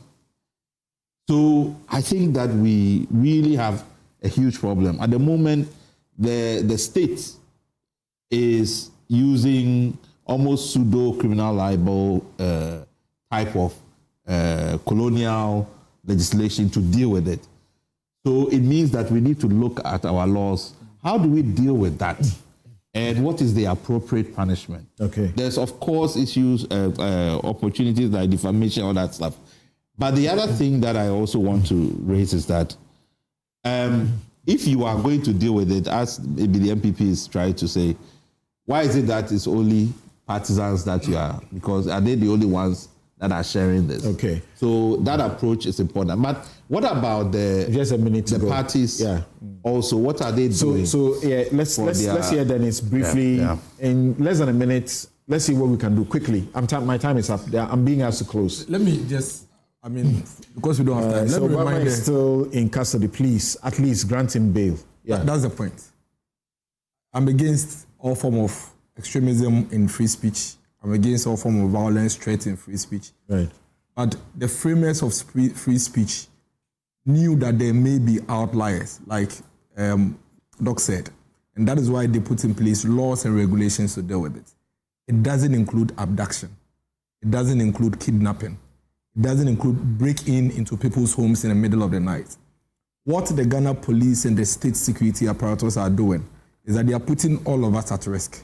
Because if the security service can break into your home in the manner in which they broke into, say, Obama's home, then tonight when you are asleep at 3 a.m. and you hear your house being broken into, how do you react? Okay. Is it the state security? Is it armed robbers? Should you protect yourself? Should you protect yourself and then you wake up in the morning and it's a state operative? What would you have done to yourself? Right. And I think that whatever they've done to say Obama, they should be ashamed of themselves. There is no lie that they are just showing him where power lies. Okay. Otherwise, the court has granted him bail. The registrar has certified that he has met all the bail bonds. Why? In the name of democracy. Thank you very much. My outfit is by Konatic Clothing, 0244 676732.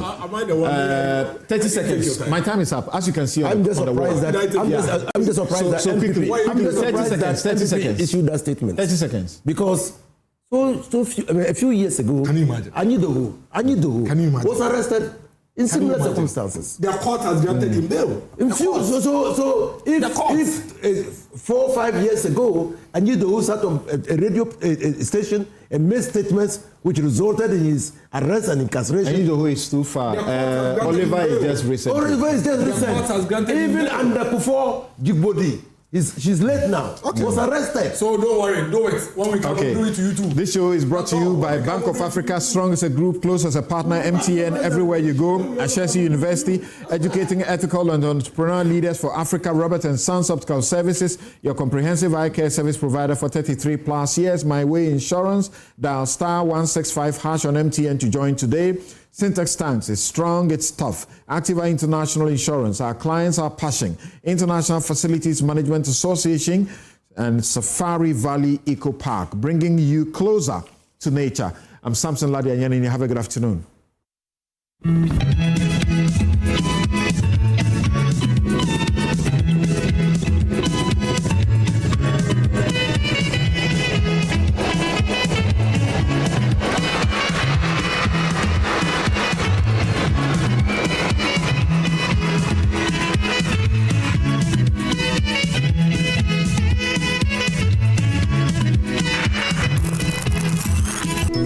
MTN. Bank of Africa, as strong as a group, as close as a partner. Where Duraplast goes, water flows. PS Industries has introduced a new roofing system known as ColorLink Plus. Flamingo paint, simply superior. Syntex tank, are you strong? Are you tough? Cherry Tree Properties. We develop spaces as though we were going to occupy them.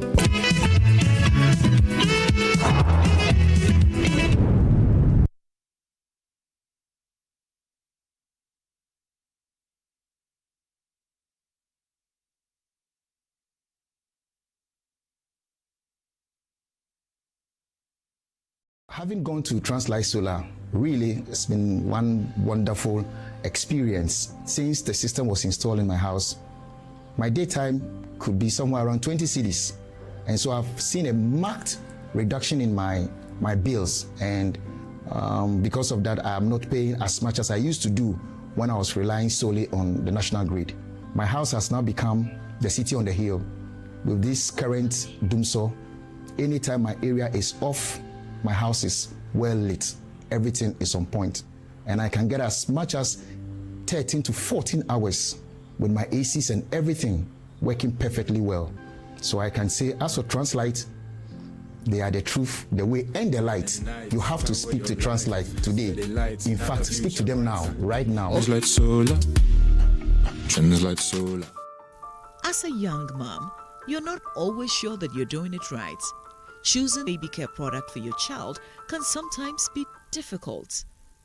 I choose BabyMed hypoallergenic skincare products, specially formulated to suit my baby's fragile and sensitive skin. A complete range of products that makes every bath time a moment of tenderness and well-being. BabyMed, baby-specific care products.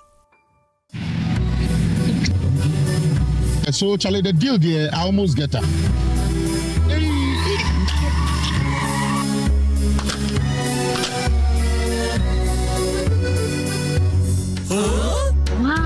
Syntax pipe, as tough as it can get. You're so sorry. Would you back sorry? Oh, what You was a film. What the cat never won. We can catch him. Hey! Na ampai. Between the Capai and Cabo. Hey, madam, pipe menu. I have Syntax pipe. Metono, Omukacham send a one pa. Say a fee, say a foam. The pipe we be a yannick gum. Syntax pipe. Why, Eliki? Come, madam. From today, Syntax pipe be my pipe. No two ways. When you know, pipe ben abe use. SINTEX pipe. Syntax pipe. In a carry water. No hala. Welcome to Tropical Cable and Conductor Limited. We are a proudly 100% Ghanaian-owned cable manufacturer with over 28 years of experience, trusted by construction, mining, and real estate experts across Africa. Tropical Cable, wired for Ghana. Tropical